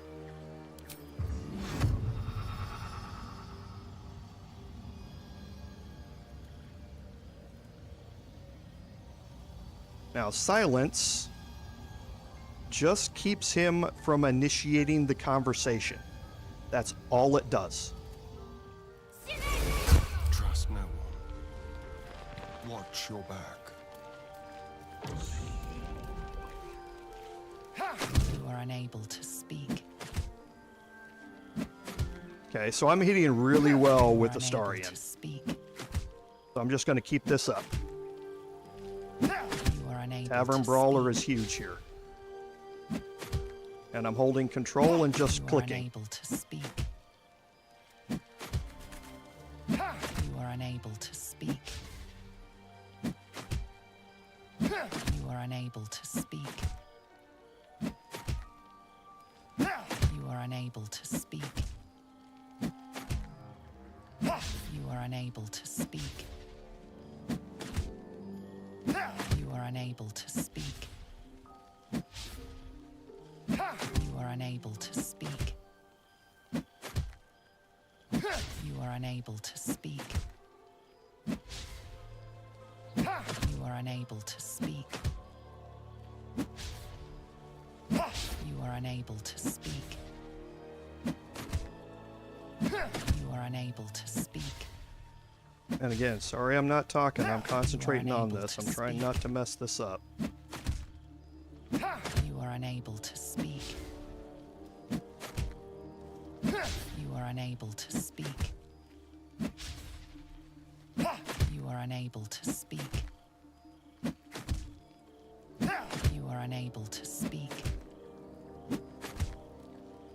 You are unable to speak. You are unable to speak. So 1/3 of the way. You are unable to speak. You are unable to speak. You are unable to speak. You are unable to speak. You are unable to speak. You are unable to speak. You are unable to speak. You are unable to speak. You are unable to speak. You are unable to speak. You are unable to speak. You are unable to speak. You are unable to speak. You are unable to speak. I'm going to switch to Watcher's Guide. You are unable It does more damage. It hits less, but it does more damage. You are unable to speak. You are unable to speak. You are unable to speak. You are unable to speak. You are unable to speak. You are unable to speak. You are unable to speak. You are unable to speak. You are unable to speak. You are unable to speak. You are unable to speak. You are unable to speak. You are unable to speak. You are unable to speak. Okay, 2/3 of the way gone. You are unable to speak. You are unable to speak. You are unable to speak. You are unable to speak. You are unable to speak. You are unable to speak. Getting really bad luck here. I'm hoping silence doesn't run out. You are unable to speak. unable to speak. You are unable to speak. Probably should go with Watcher's Guide if you're going to do this on your own. I think the increased damage is much better than the unarmed attack damage. You are unable to speak. You are unable to speak. You are unable to speak. You are unable to speak. Okay, we're getting close. Okay, just be ready. I'm not going to be talking anymore. You are unable to speak. You are unable to speak. You are unable to speak. You are unable to speak. You are unable to speak.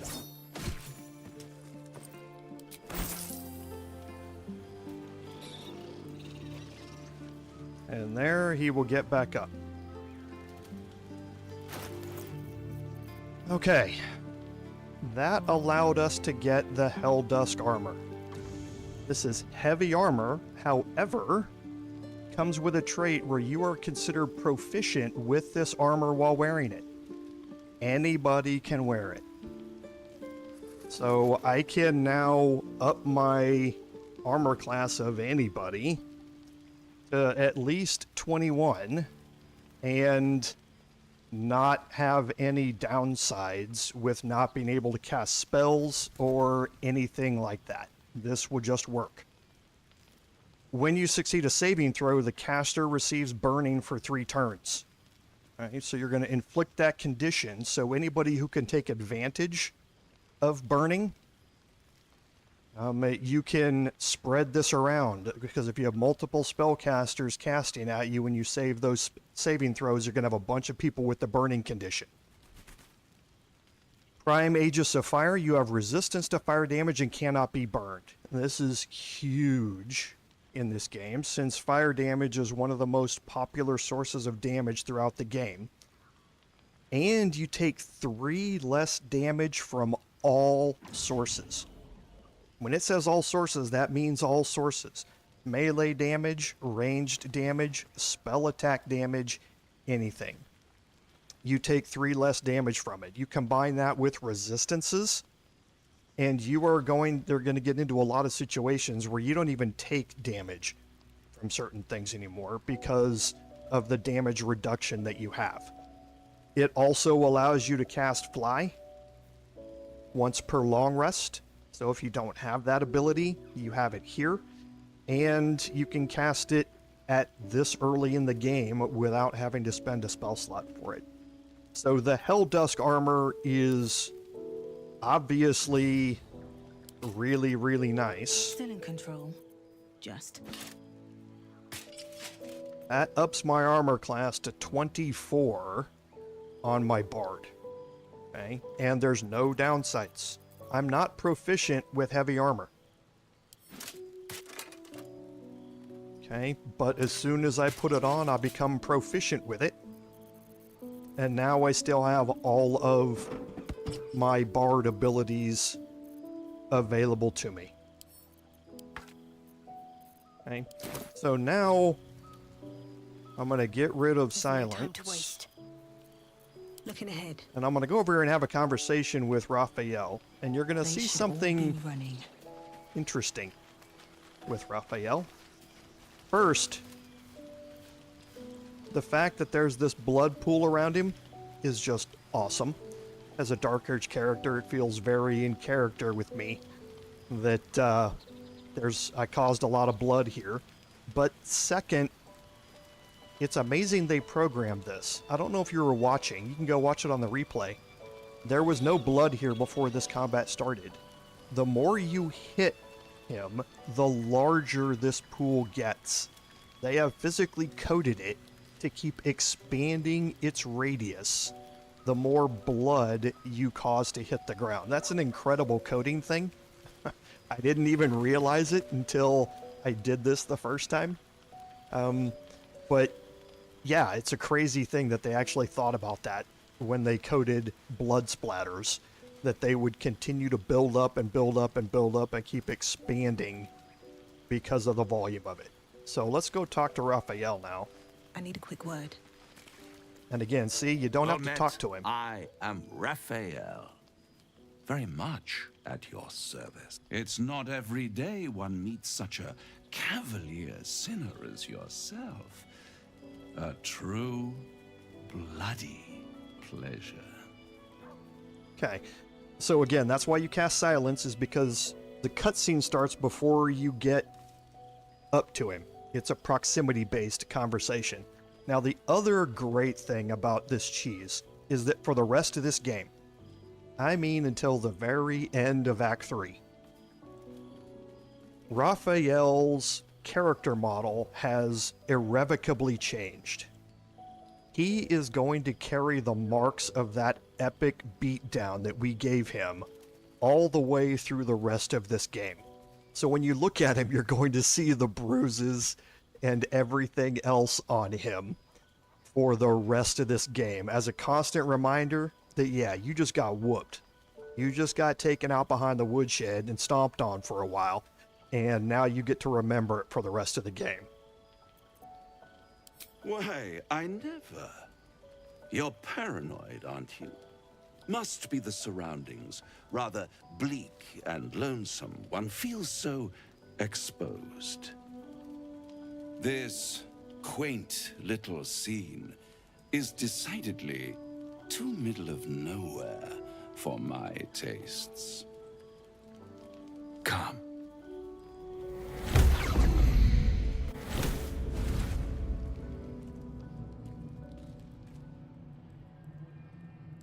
There, middle of somewhere. I don't like this at all.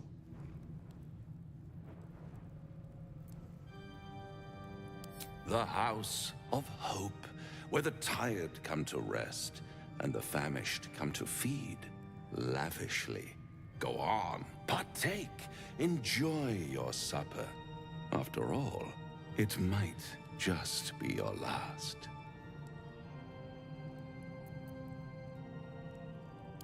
Fair enough.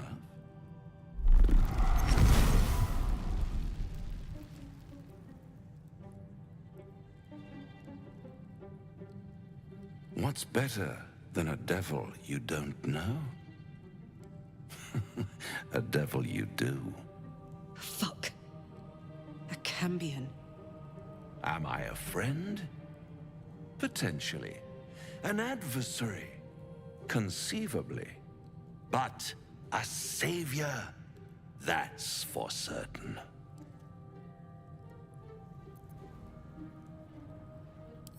Come now. Why play hard to get when you're in deep over your tadpoled head? One skull, two tenants, and no solution in sight. I could fix it all like that.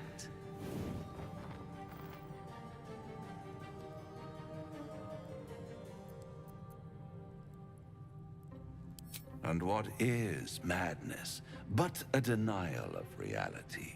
Still, I have a feeling you'll change your mind before it's changed for you. Try to cure yourself. Shop around. Beg, borrow, and steal. Exhaust every possibility until none are left. And when hope has been whittled down to the very marrow of despair, that's when you'll come knocking on my door. Hope. Such a tease. That's what separates us from the devil, soldier. They think our greatest strength is a weakness.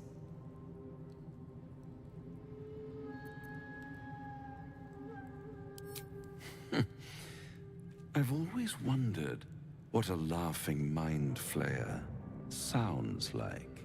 All those pretty little symptoms. Sundering skin, dissolving guts. They haven't manifested yet, have they?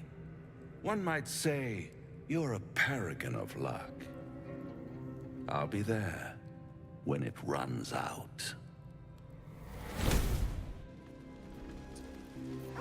And now the other great thing is if you position your character correctly above this blood splatter and you can see footprints. There's so much blood here it actually pools up as you walk through it. It's just great. I love it. So we can now remove non-lethal attacks. And we're going to do one more thing here before we finish. And that's we're going to go talk to Lae'zel.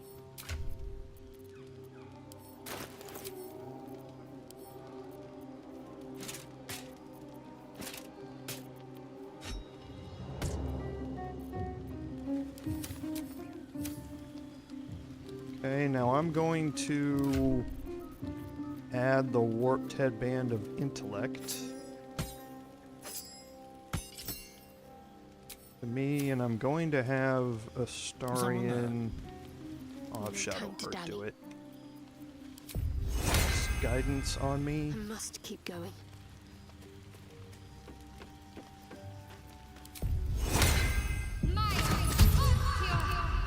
Mind never quiet. Before I go talk to Lae'zel. First in my heart. This devil, Raphael, flaunts his paltry wings as if he wants to impress us. You saw the red dragon slaying his infernal kin above hell's fires, did you not? Next to a dragon, the devil's a gnat. When I am Kithrak, I will take my Queen Vlaakith his head as a trophy.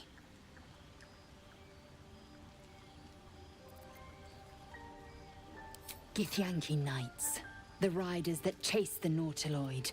They are the commissars and enforcers of my Queen Vlaakith's will. Vlaakith bestows no greater honor. To wield a Kithrak silver sword is my destiny. I will earn my queen's favor, and I will conquer every layer of hell should she command it. The Geich are my kind's mortal enemy.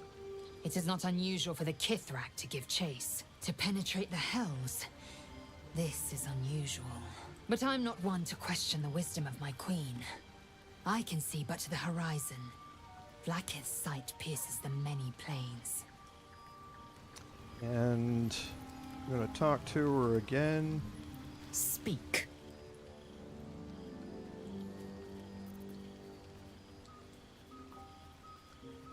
All blood I'll spill with this sword will feed Queen Vlaakith's legacy.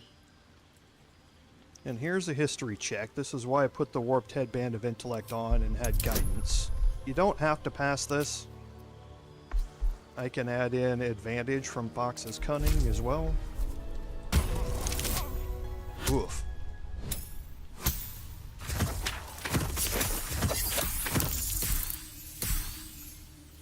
Am I full on inspirations? I think I am. Yeah, because I'm going to get one back. I know somewhere I'm going to get it back. I don't want to use too many inspirations before I go to the crush, though. You recall another fact about silver swords. The Githyanki forbid their use by all other peoples. Only Gith's children may wield swords of silver. Unless a Githyanki grants the right in exceptional circumstance. These tadpoles in our heads are sufficiently exceptional. I grant all my allies the right to my silver. So now we can officially use it with anybody without getting any disapproval from Lae'zel. A Kithrak silver sword is more than a weapon. It is an extension of your will, an entire limb unto itself. You merely need to think strike, and it strikes. The sword carves the correct path, and carries your arm with it. The ancient slates tell us that each sword holds a fragment of the living gate, a flesh portal made from the stuffs of nightmare. The terrible living gate, thinner than a lamb's hair and hidden deep beneath the Feywild. The silver injures the body, the gate's flesh injures the mind, a formidable weapon against Gaich. Very well. Okay, the living gate is actually a thing in the Forgotten Realms. There's a lot of lore behind all of it. It has actually featured in a couple of the books. I don't think it's been in any of the tabletop campaigns. But it has featured in several of the Forgotten Realms books, and like I say, it is a real thing that they brought into the game here. Your skull trembles, your parasite wriggles. Lae'zel sees your memories of your confrontation with Kithrak Voss. Voss? Still Kithrak, Knight Supreme, an honorable warrior, Vlaakith's finest. He'd have led us right to the crash. Instead, he watches from the skies like a falcon, and we are his prey. Skvar, an unexpected complication. I am vexed. And more so, impressed. A lesser woman would be adorning the road as a shredded corpse. Yet your head remains firmly atop your shoulders.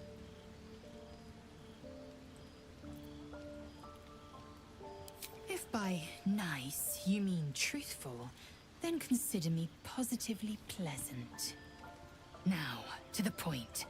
The creche is not far from where you met Voss. We must go there immediately. Unless, of course, you'd rather sprout waxy tendrils where there were no tendrils before.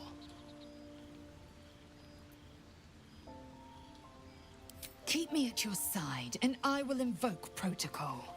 It is my people's duty to aid infected Githyanki.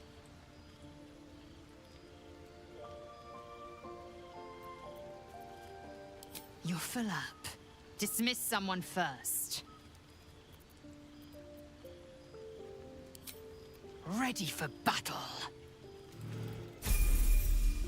Okay, and the last thing that we are going to do today is to level up Lae'zel here and make sure that she's equipped. We're going to carry Lae'zel through the creche. There are portions of the creche where I might want to bring back Karlach instead of Gale and be really purely melee based for some of the things we're going to go through. But for now, I want to keep Gale with us. Now, when we get inside the creche, you're going to see me swapping characters in and out 2 or 3 times because of some very specific encounters we're going to have. But Lae'zel is always going to be with us. If you don't take Lae'zel through all of this, she can end up leaving your party. And we obviously don't want that to happen. So we're going to keep her with us through all of this. Besides, she has a great new weapon that we want to throw out here. And with her gaining extra attack, it's just even more of a bonus for her. She now also gains Misty Step as a bonus action once per long rest. So that's really nice for her to move around and bring that weapon to bear.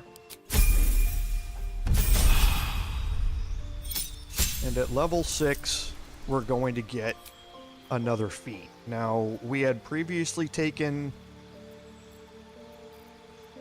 Savage Attacker. So whenever you make a melee weapon attack, you basically have advantage on your damage roll, is basically what we did. Now we're going to take Great Weapon Master. Okay, with that +3 weapon, with all the additional bonuses that she can stack up on it, this is going to be huge to be able to throw in that +10 damage with +3, helping to offset the -5 right out of the gate. We can certainly make good use of this feat.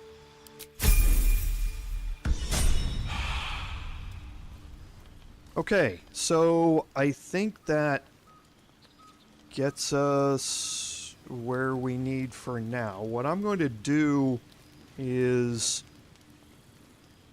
I'm trying to think how I want to do this. Yeah, because I think I'll just stay here because I'm in the middle of a long rest. So this long rest is free. I don't have to use any camp supplies for it. So I'm going to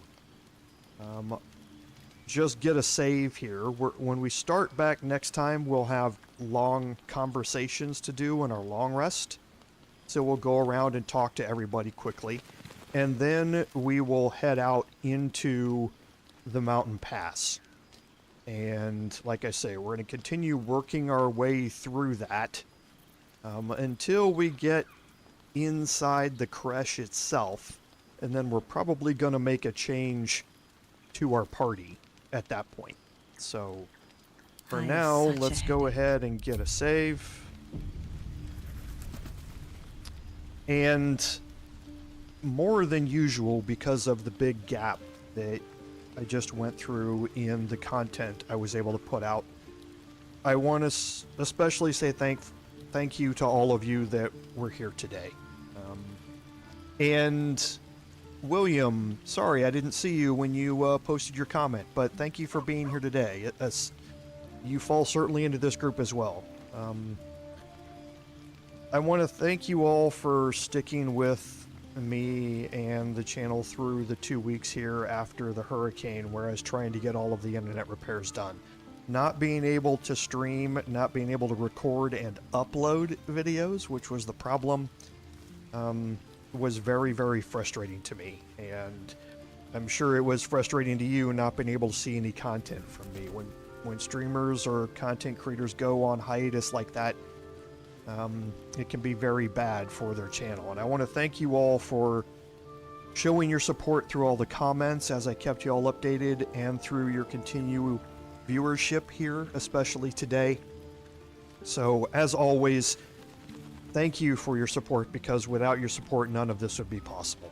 This is Commander Jorval saying until next time, which by the way is tomorrow for the Paladin livestream. Fare thee well.